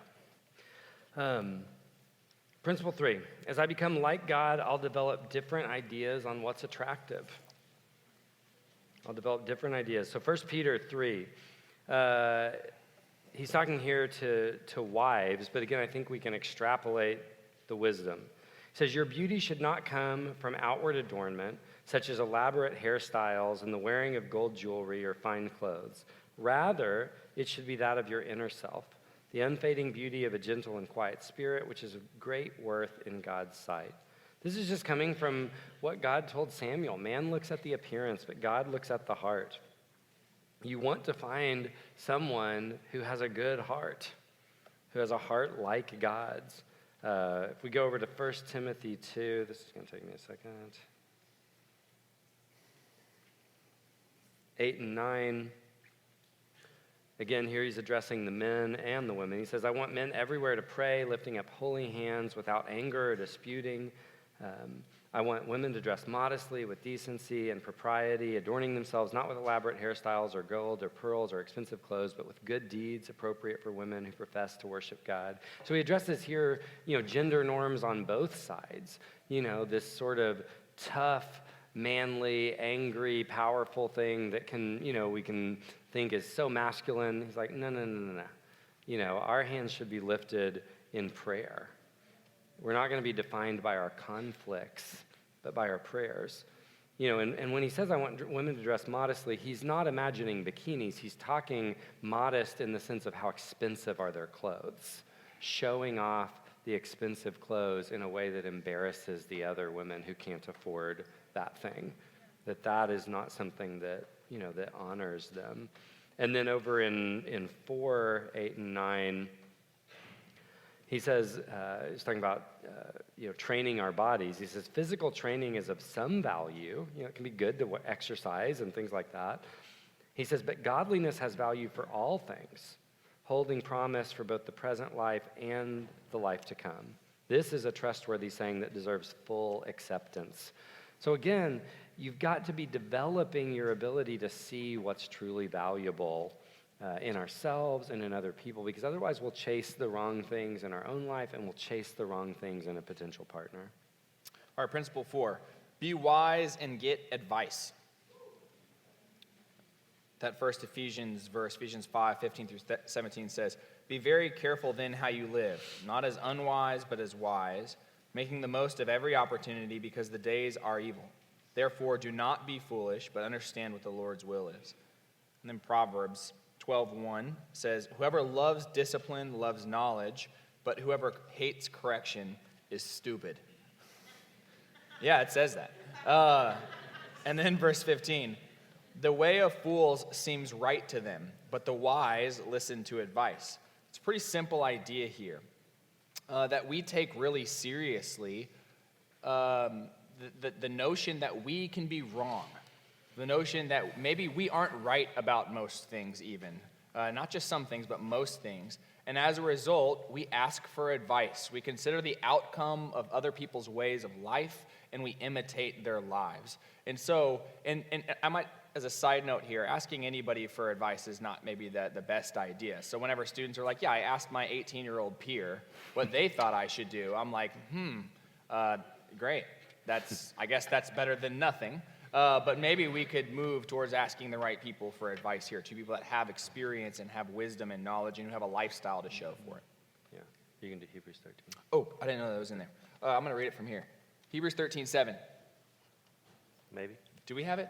Oh, remember your leaders who spoke the word of God to you, consider the outcome of their way of life, and imitate their faith. Oh, I kind of already did. So yeah, that's another one of those things to think about. Not everybody is worth getting advice from, but you should be somebody who is inviting other people into your life, especially regarding dating. Yeah. Okay, principle number 5, we don't belong to ourselves. We don't belong to ourselves in Christ. So 1 Corinthians 6, this is right after he talks about flee from sexual immorality. Flee from sexual immorality. All other sins a person commits are outside the body, but you sin against your own body. Garrett addressed that. But in 19 he says, don't you know that your bodies are temples of the Holy Spirit who is in you, whom you've received from God? You're not your own. You were bought at a price. Therefore honor God with your bodies. So the principle here is that if you're in Christ, your body belongs to him to do with what he wants. Honor God with your body. And this is why some of this stuff with sexual immorality, we get really wrapped up in this kind of like technical thing. Like, oh, well, we didn't have intercourse, or we did. It's like, guys, I think we know in a bigger sense what sex is. And when we're doing things with our genitals and to turn us on, to bring us to orgasm, it's like we're having sex. And that's what that is, and it's not something that honors God when we're doing it outside of marriage. And then Romans 12:5 has a different principle. He says, so in Christ we, though many, form one body, and each member belongs to all the others. So that not only do we belong to God, we belong to one another because we share in the same body. What we do affects one another. We live in a community that's interconnected. And so we have to reflect that. Principle 6, the impact we have on others is a big deal to God. Matthew 25 verse is basically Jesus talking about, and you can read it, Matthew 25, 34 and following, just basically him saying, whenever I was hungry, you gave me something to eat. When I was thirsty, you gave me something to drink. When I was sick and in prison, you came and visit me. And his disciples are like, when did we do any of those things? He said, anything that you did for the least of these in the kingdom, you did for me. Because Jesus takes personally how we treat his children. As a dad, I can tell you that is true. You want me to like you a lot? Go love my children really well, for sure. You want to bring down the wrath that I might have for you? Do something to my kid and see what happens. God feels the same way about us. Now think about that in the context of Matthew 18, 6 through 7. He says, if anyone causes one of these little ones, those who believe in me, to stumble, it would be better for them to have a large millstone hung around their neck and to be drowned in the depths of the sea. Woe to the world because of the things that cause people to stumble. Such things must come, but woe to the person through whom they come. I was thinking about this, and I needed to make it real for you that God feels this way about us. That my daughter is in the back. She's 9 months old. And, 14, 15 years, something like that, she's going to be, I'm sure, chomping at the bit, hopefully not, to date boys. And I'm still trying to reckon with it in my own heart. What would I do if a boy mistreated my daughter?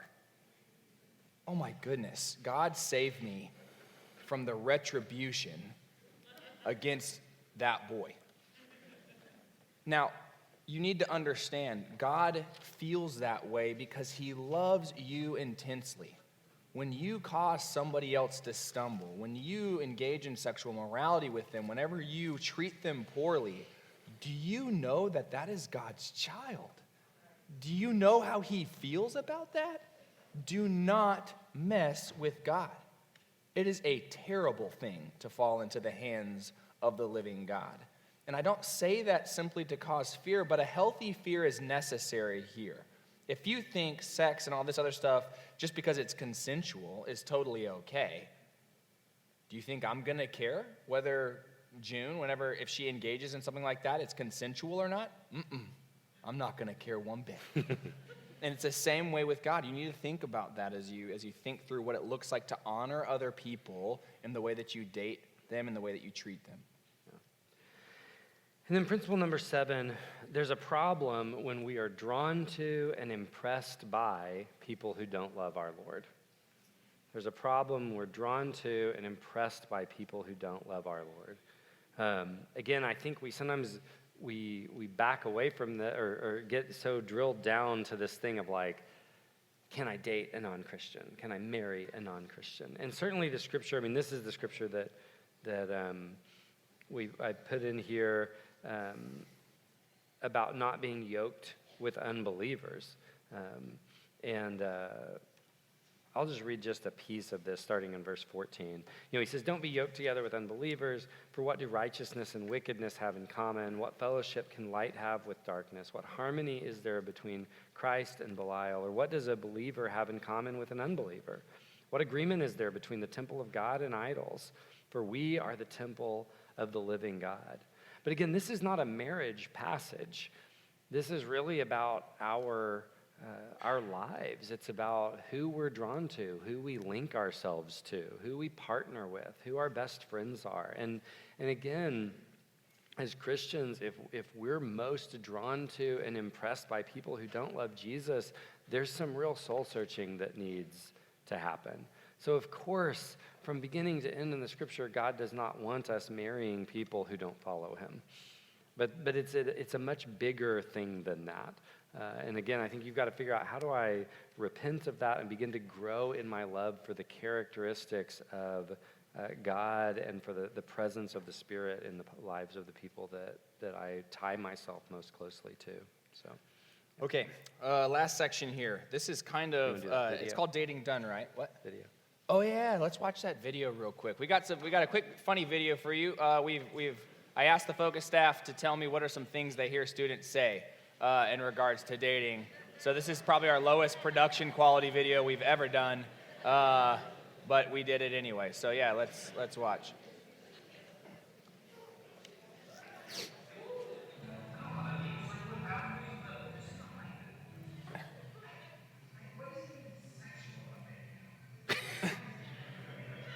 Here it is. Here.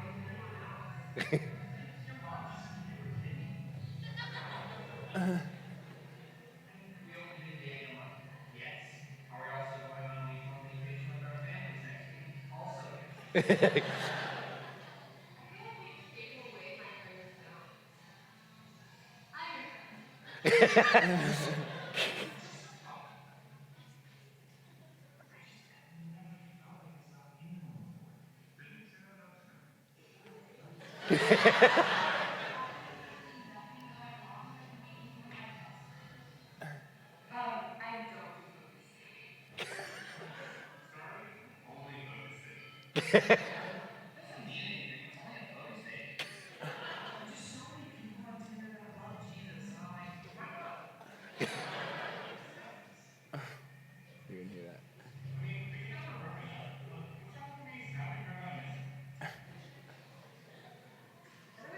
Dating app would be great. I know in the past we've talked about expanding our people picker, and I think surfing through profiles is just what the doctor ordered.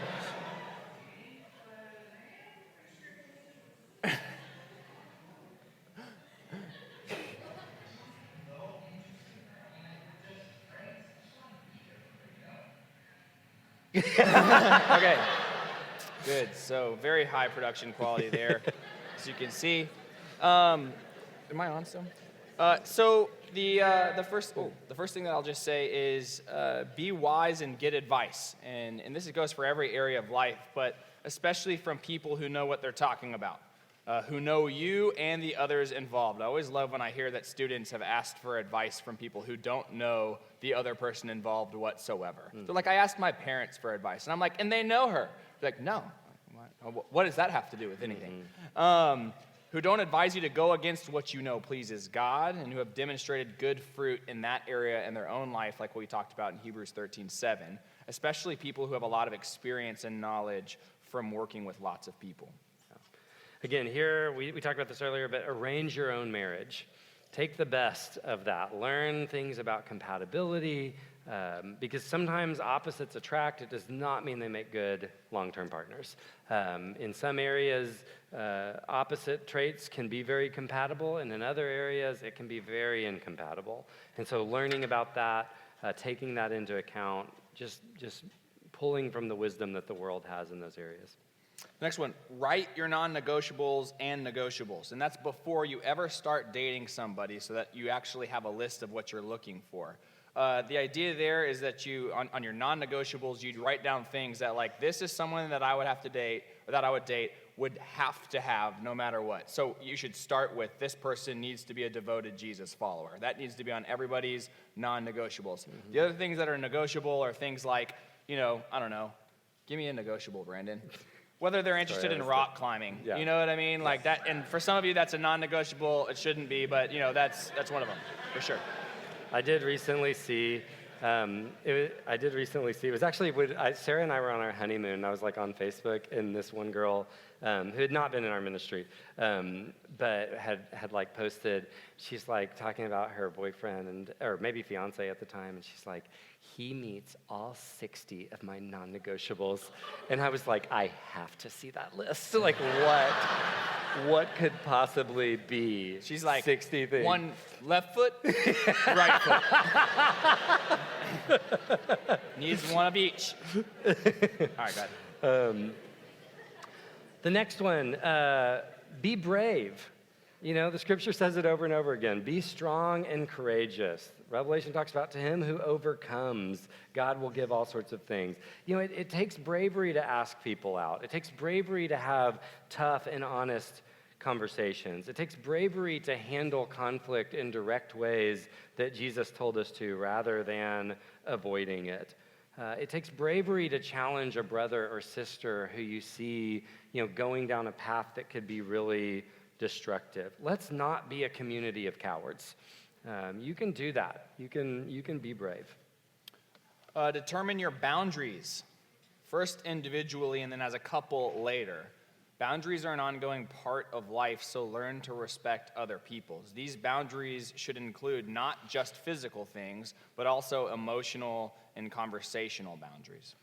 So I would just say, sometimes I think we think of boundaries as just something that keeps me from having sex when I'm in a relationship. But we have boundaries in every healthy relationship. And I think one of the ways that's helpful to think about that is in terms of our ability to make and keep promises. When I set boundaries, or when I'm dating someone and they say, I don't want to do this in the relationship, a part of what I'm communicating about my character happens when I either don't push that or do push that.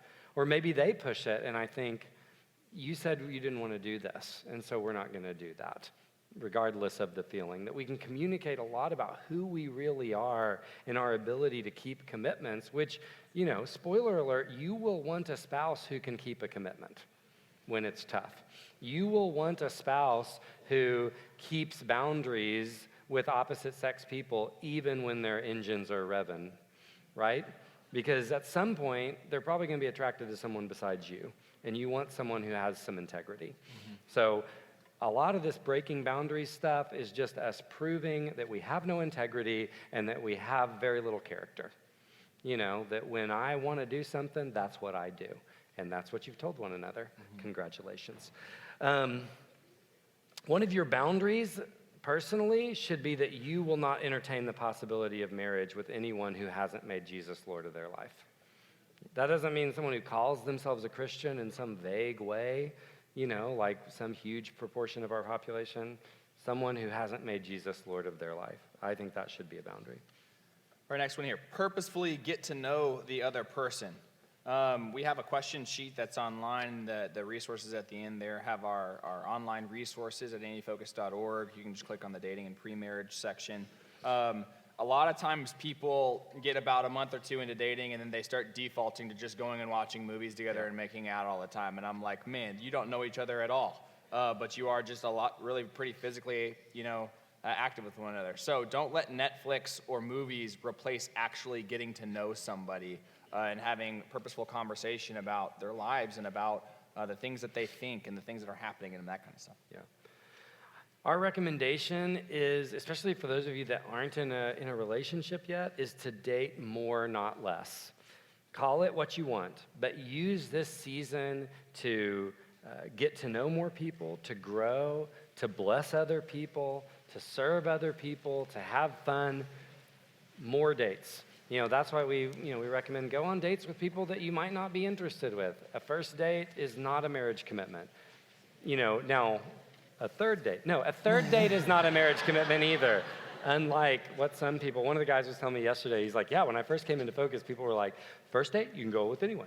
Second date is like, third date, you're like, you're in it. You know, and I was like, yes, I know, people are ridiculous. But you can go out with people and use that as a chance to bless and grow and get to know. I know a lot of people who ended up marrying someone that they went on a double date with that was not their date on that double date, you know. That's not that spicy, Ooh, you guys. it's not That's that not as spicy. It's like, because we're going on these casual dates, and so if I go on a double or a triple date, I get to know 3 women instead of just one. Guys. It's not, again, not that spicy. It's not that spicy. Next one here. Be careful about exclusively dating when you aren't exclusively dating. We should be self-controlled, and we should also be truth tellers. Hanging out, as we call it, is usually not that. If you consistently are trying to hang out with some other person, chances are you are basically dating that person. And so you need to be careful about that. And I would advise against doing that and calling something other than what it actually is. Face-to-face is more authentic than texting and Snapchat, things like that. Again, sometimes we just set weird boundaries on this stuff. And so it's like, I'm not going to be around them, but I am going to text them all the time. I'm like, I would prefer the opposite, you know, because you're not really getting to know people in these texting things, because it's so much easier to pretend to be something that I'm not. You know, around me, and especially if you get to be around me, around people who know me, you're going to find out much more authentically who I am. Mm-hmm. Yeah. Get to know people you don't think you're interested in. Get to know people you don't think you're interested in. For now, at least, many of you are still going based off of appearance. And I'll just say that it's not completely wrong to, like, I'm not saying go and marry someone you're not physically attracted to at all. You know, that's not the advice. Like, physical attraction there's nothing that's wrong with that if it's held in I guess maybe not in conjunction with or in balance with a lot of other things. And so you should try to go on dates with a lot of people, not just people that you're like, oh, I feel an instant physical connection and attraction to them. And this will help you actually expand your people picker. Making dates less of a big deal. You know, cheaper, shorter, less dramatic, include more couples. So much, we're just trying to compete with TV and movies. You know, but you're setting precedents again. I remember a guy, a friend of mine and Garrett's, first date, there was a carriage. There was, I don't even remember what all, but it was this huge, many hours long thing in downtown Dallas. It ended with a carriage ride. They are not married. They are married to other people. You know, it was just this, but it was this whole thing, and I'm like, just go for coffee. You know, just go sit at Starbucks and talk to each other for an hour and get to know each other a little bit and see if there's something there without all of the feelings and trying to make it magical. Mm-hmm. So when you make dates less of a big deal, you can go on more of them, you can encounter more people, that kind of thing. The next one here. Don't get too serious with one person until you are within a year or 2 of wanting to get married. It just makes it a lot harder to maintain purity and to lead to many marriages and many divorces. This is one that seems to be regularly in our community disregarded. It is still our advice. I know that as a freshman or a sophomore, you would like to date a lot of people. And I know that even those of you that are, not within a year or 2 of getting married still think to yourselves, like, man, I still would really like to date this person, because what if someone else snatches them up before I, am able to date them? You're basically putting your placeholder on them, and by dating for 4 years, 5 years, 3 years, that kind of stuff. And I'll just tell you, it is ridiculously hard for those couples to stay pure, to maintain their boundaries, and to honor God in those relationships when they decide to date super early. If that's you and you're doing that right now, I'm not saying you must break up immediately. What I'm saying is, for those of you that are not dating, please consider that as wise counsel and advice. Don't date until you're within, seriously, don't date seriously, exclusively until you're within a year or 2 of getting married. Yeah. Date exclusively for at least a year before starting pre-engagement. We'll talk about that. Material or a guide to decide material. We really recommend that people date exclusively for a year first, just to experience all the seasons together, experience the holidays, experience some of the ups and downs of life, it leaves at least a little bit of time for infatuation to begin to wear thin, though some of the stuff I've read can say that can take more than a couple of years for it to really happen. But oftentimes people are wanting to rush much more quickly, and we just really recommend at least a year. Hear me, at least a year. Not that you have to start pre-E on your 1-year anniversary of dating, as is commonly misunderstood. And then Yeah. we're going to do a Q&A at the very end. Yeah. So we'll come back to questions. And then the next one is just go through pre-E before getting engaged. Most people get married and they go through premarital counseling. We advise pre-engagement counseling because maybe you shouldn't get engaged. That's kind of the idea. And also, as a side note, don't go into pre-engagement counseling thinking it's just a formality to get through before you get married. That's the opposite of what we're going for. You should have to think through what it looks like for you to get married and whether there's some serious concerns that you need to address before even considering getting married. And that info is on our website as well. Yeah. And a lot of the stuff with pre-engagement counseling, we've had very few couples break up and not get married. We have had some that really realize, like, yeah, this is not a good deal. But part of the thing with pre-engagement rather than premarital is strategic in the sense that once you get engaged and you set a date and all the families are expecting, it's just the clock is ticking and you are on that timer. That's how much time you have. And it gets a little bit harder if you do encounter something that you want to process through and talk through, or maybe in an ideal world you would take 2 or 3 months to go to a counselor together and work through something, or one of you needs to go to a counselor. It's like, it's not nearly as big of a deal to just kind of, hold off getting engaged than it is to postpone a wedding that has been announced. Mm-hmm. And so it just gives you some flexibility to work through that, and we've had a lot of good success with that. The next one, get rid of pornography. Be very careful about romance books and movies and shows, which is often just as much pornography. We're a people of truth. Porn and pop culture makes us believe lies. We start believing lies about the opposite sex. We start believing lies about our own sex. We start believing, lies about what relationships are really like, about what sex is really like. All of those things can be really destructive in various ways. Next one, be discerning with quote-unquote Christian dating and marriage books. These are not a substitute for becoming a great disciple. That should be your goal, to become a great disciple of Jesus. Marriage is actually just an overlay on top of that, not the other way around. Your goal is not to become a great husband or wife and then to be a Jesus follower. It's the other way around exactly. A lot of the literature is actually, Christian literature on this stuff is full of self-centered ideas that are overlaid with a bunch of spiritual language. And it's not a call to deny yourself and to follow Jesus. It's a way of just suggesting how to get what you want in a seemingly spiritual way. Yeah, I had one of our young married men tell me that he went to Eddie Trauber, who counsels a lot of people in our community about, just marriage counseling, kind of like very frustrated. And he said, I went and I expected him to take my side after I gave him my story. And he goes, and instead he took me to the cross, and that's what we ought to be doing. But again, I don't find that in a lot of the Christian dating and marriage material, that there is no taking you to the cross, reminding you of the call to deny yourself. Next, help dating be an important part of our therapeutic community. Our therapeutic community. In other words, we want to be the kind of community where people can come in and be healed. We all come in with baggage, with hurts, sometimes with very complicated, difficult things, dating back from childhood or just from the last few months, or we're lonely or whatever that is.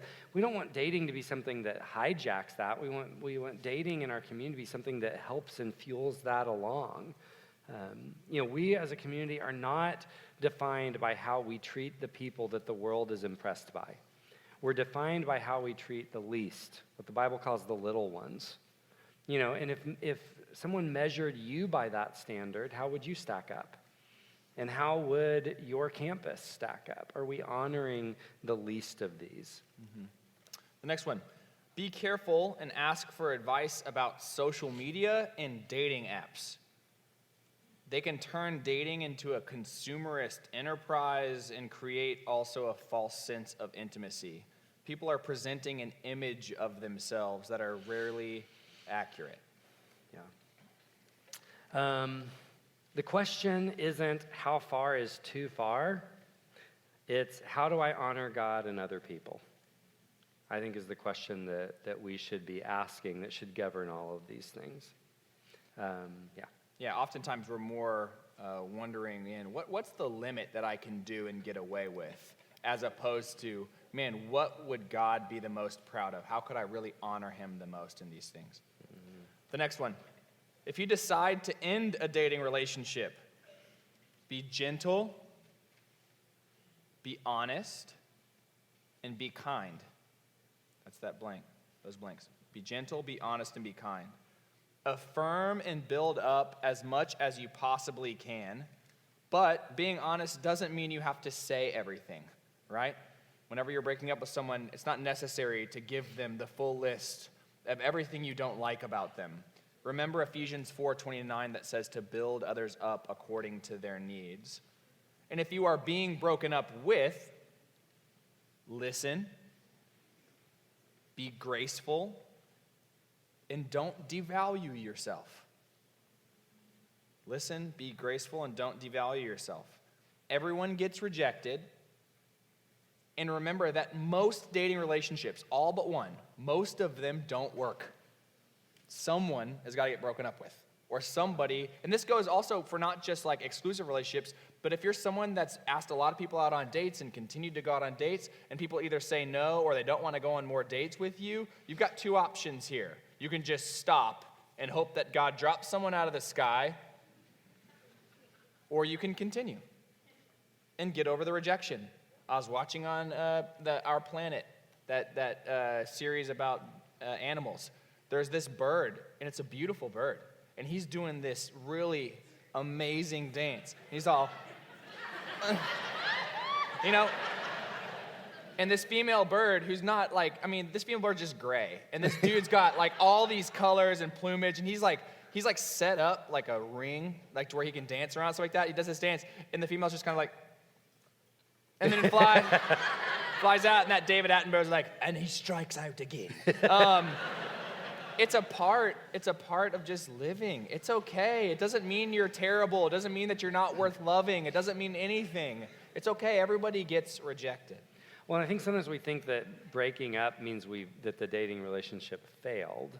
Mm-hmm. But if our goal is to find someone that we're compatible with, that we can be lifelong partners with, and if one or both of us realize that's not the case, then a breakup is success. Yeah. I have seen some relationships over time where the failure was that they failed to break up. Yeah. And it gets nasty on the backside of that. Yeah. I've seen people I remember a girl that came into our ministry, and she broke up with this guy, and so his play was from the state of broken up, asking her to marry him. And then she, afraid to say no, said yes, and then she wouldn't call it off because everyone was excited. I don't remember if that marriage lasted longer than a year or right at. Very tragic for both of them. Again, a breakup can be a win, a sad win, but we accomplished what we came to do. And if you're the one that's being broken up with, again, that's really hard because I want to be with this person. But listen, what you don't want is to be married to someone who doesn't want to be married to you. Mm-hmm. You don't want that, I can assure you. When you date, keep pursuing purposeful same-sex friendships. We want you to build your friendships. Sometimes we do that. We just drop people over on the side. I think we have to be a lot more careful about opposite-sex friendships. You've grown up in a world where you have a lot of those often. They become a lot trickier later on. Again, I don't really want Sarah hanging out with guys one-on-one all the time. And she doesn't really want me hanging out with women one-on-one all the time. And so those friendships, it's harder to keep and maintain. We can have some of those in the Lord as long as we have, really appropriate boundaries around those and, sisters and brothers. But you're going to need same-sex friendships for the long haul to support you. And so don't throw them away in this time. And I want to say one other thing here, because I think we have to be really careful about some of this like bro code stuff in dating too. This kind of like, oh, well, my best friend dated her, so I never can. Or, my friend likes him, so I'm not allowed to date him. Guys, we obviously have talked about this principle that we don't belong to ourselves, we belong to one another. But that does not mean that I get to, some random girl, just because she likes me, she gets to own me and dictate who I get to date. And that's what really ends up happening, especially if whoever likes the person is, just a little bit mean, then everyone else is afraid to ever date them because they just don't want to deal with it. We can't have that in this community. We've got to look out for each other, and we can't have this thing where it's like, oh, it would be weird if any of my friends ever date my ex. It's like, what is your goal, that none of them are ever happy? Are you that selfish? We don't want to do that. So I get that that's common in the culture, but it doesn't come from Jesus. This next one here, don't tolerate abuse in dating relationships. I've heard many students, tell me, something along a sentiment, something along the lines of, we have to make it work. And no, you don't. It's a dating relationship. In fact, you don't have to make it work. If you're married, even in that scenario, I don't even know if that would be the case if real abuse was happening in that sense. But that being said, if you're experiencing legitimate abuse in a dating relationship, you need to exit said relationship. Of course, ask for advice, talk to campus pastors about it. For sure. But we also have to be careful with the language that we use around abuse, because some people mean, I'm being physically abused, and other people mean, nah, they're not really giving me what I want. And so we have to be careful about that too. If we expand this circle of the word abuse to mean any number of things, then actually we're going to water down the people that are really getting abused physically and emotionally and otherwise too. So we have to be careful with that language. Yeah, for sure. I've seen that a lot. I mean, I had a staff woman come to me a number of months ago, and one of the girls was talking about this abusive relationship, and it was that he wouldn't buy her the stuff that she wanted. He was being abusive. I've had that where it's like, oh, they told me a lie. And it's like, you really dig into it. It's like, well, it was to protect my feelings, but that was abusive. I'm like, my goodness gracious, people. So again, it is so offensive to people who are actually being abused when we use that word just because it's a power play in a relationship, which is usually what it is. We're just doing a power play. But there are such things as physical abuse and verbal abuse where we're really attacking the other person, and those kinds of things can't be.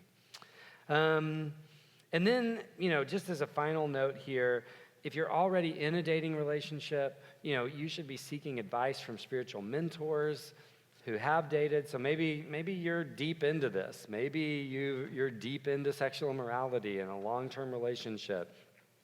We need to be talking about how do we walk out of those things. Those are difficult things, but we can unravel that stuff. Be open to making changes and reconsidering the relationship and how it works, because it's always the right time to do the right thing. It's always the right time to do the right thing. And that goes for confessing sin, bringing things into the light. Again, it's never too late to start trying to honor God with your choices. Okay, so we've covered our material, and we've allowed something like 15-ish minutes to do a brief Q&A. So if you have a question that you feel like would be especially useful, we'll start with Josh. Him in the middle, Josh. But if you have a question that you think would be especially useful to the whole group, that would be a good one, rather than kind of like, so I've been seeing this girl for a few weeks. That's maybe you could talk to I don't know what kind of voice that is. All right, Josh. Okay. Shh.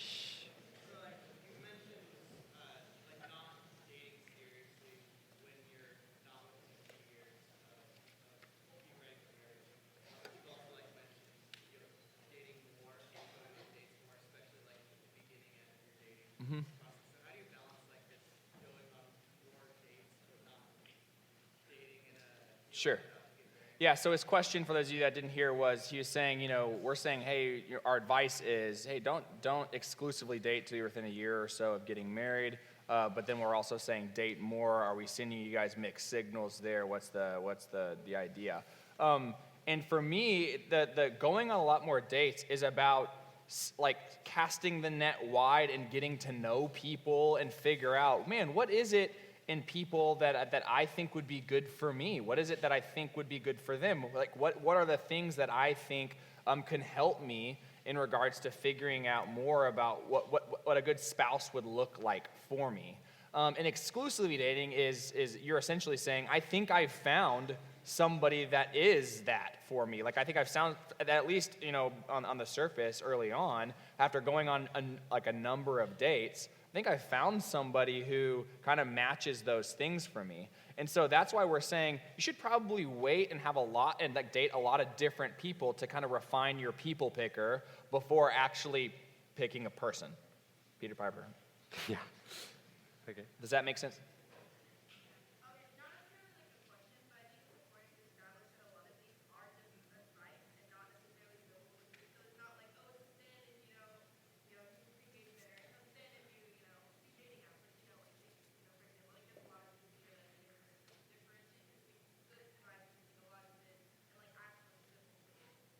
Yeah, I think we tried to differentiate that pretty clearly, where the scriptural principles are and where we're actually giving advice. I mean, I definitely think it's a sin if you don't do pre-E. I'm not really sure.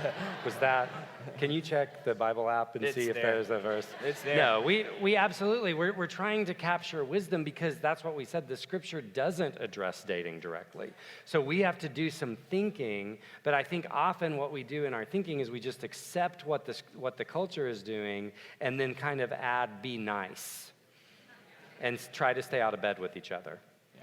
And I'm like, that's not, you need to have a holistic view of what it means to be a disciple and take it into every area of your life, your career, your whatever else. Nate?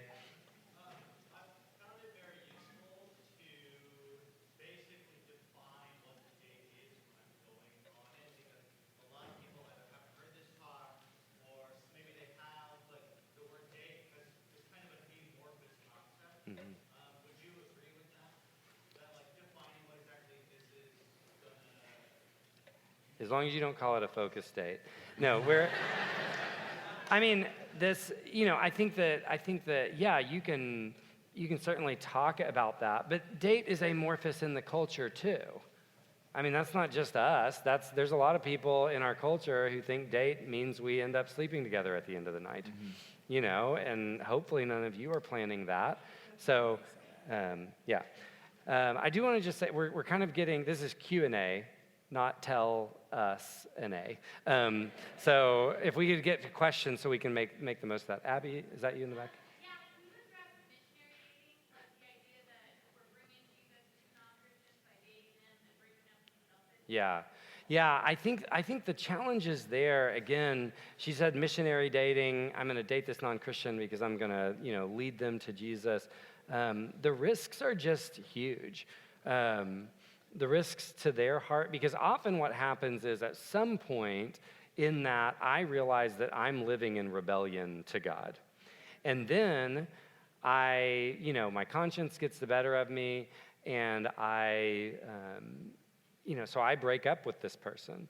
But what's rare is that I go to that person and say, I am sorry, I have sinned against you. I knew it was wrong and rebellious to date you from the very beginning, and I chose to do that even though I knew I was risking your heart. No, what do I do and say? It's like, well, God doesn't want me dating you, and I'm getting a lot of advice that I shouldn't be. And so rather than this helping them come near to God, I put up a huge wall between them and God because I'm just an arrogant SOB that doesn't care about other people. That's exactly what I think about it. So, maybe it works out sometimes. Sometimes it does. Sometimes it does. But again, I would go back to our lottery analogy and be careful about that. Yeah.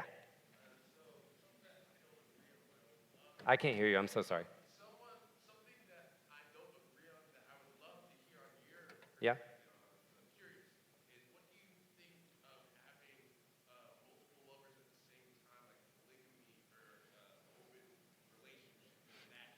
Yeah, I mean, again, I think from a Christian perspective, multiple.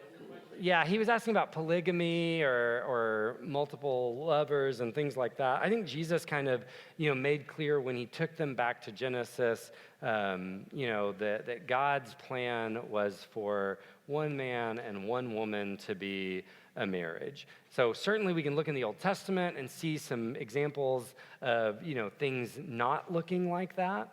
The scriptures never come super out. Of course, here it's illegal, so we wouldn't be doing that.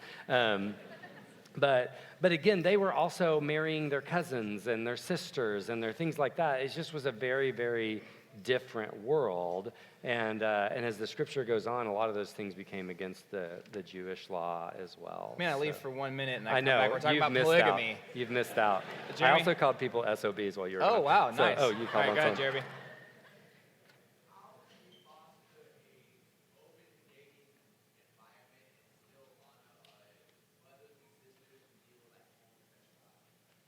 I don't. How can we foster open dating and still honor our brothers and sisters that are dealing with homosexuality?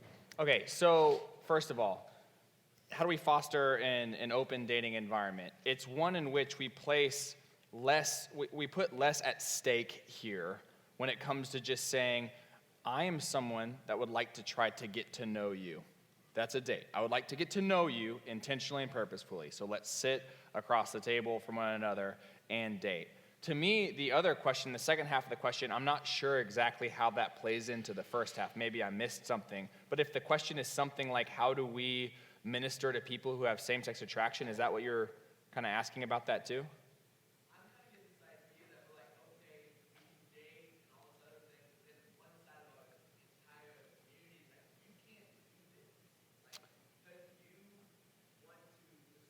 Oh, okay, gotcha.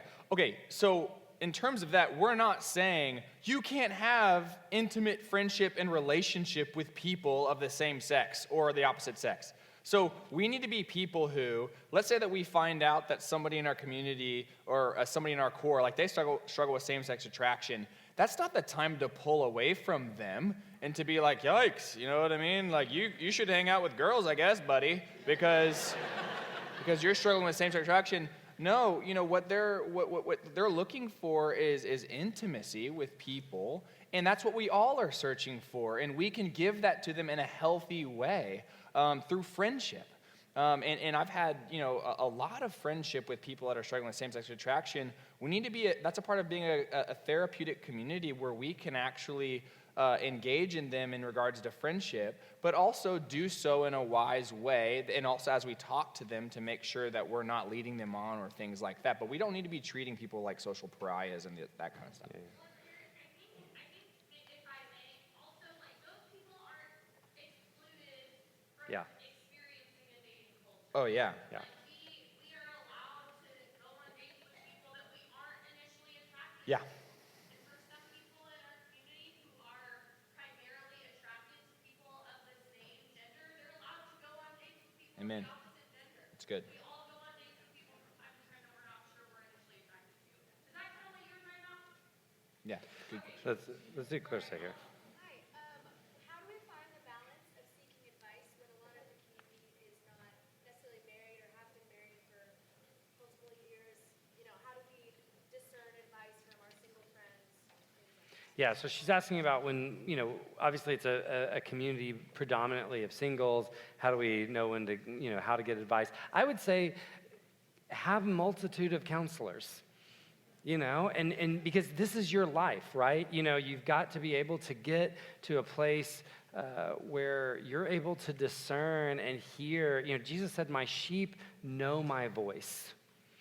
And so the question is, as you're listening to your friends, the people in your core, older people, your parents, your grandparents, your pastor, whoever that is, you have to learn to hear the voice of Jesus amidst all of that stuff. And so, have a lot of counselors. And this goes for just life after college. Sometimes I think we're looking for, it's like, okay, I came in as a freshman and a sophomore, spent time with me, someone 1 year older, and they prepared a lesson each week. And then we get out of college and I'm waiting for a 24-year-old to spend time with me every week, and we'll do that until we're 80 and 82 respectively. And it's like, no, this is not how life is going to work. It's great that you had that a little bit your freshman year, but you've got to seek out and find a team of counselors. Who are you going to ask when you have money questions? Who are you going to ask when you have relationship questions?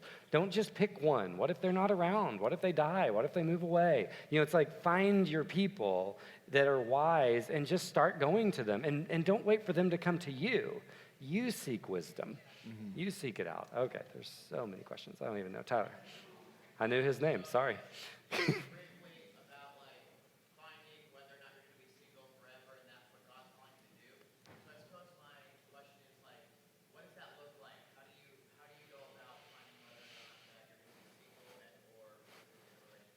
Yeah. Well, I would say right now, if you're not married, singleness is your calling. For now, celibacy is your calling until such time. And I can tell you, I didn't get married until I was 38 or 9. Okay, got it. My wife, I've already forgotten my age. You know, so, and I didn't know. It's like whether that was, but I knew that I was using that season that was longer than most for God's glory and to serve him. So you don't know all of that stuff. There are certain people who feel really convicted about that one way or the other. It's the same way with if you feel really called to get married, you know, and you're like, yes, this is my calling. Well, what if your spouse dies? And you're back single again. It's like, you know, those callings may not be quite so mutually exclusive as we like to imagine that they are. Mm-hmm. Okay, one more. Blue jacket right here.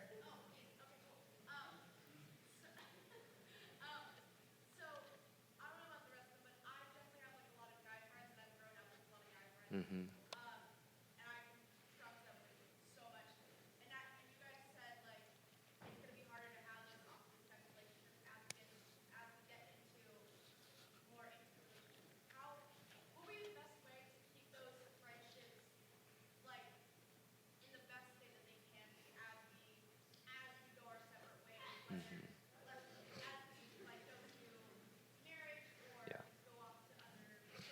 Mm-hmm.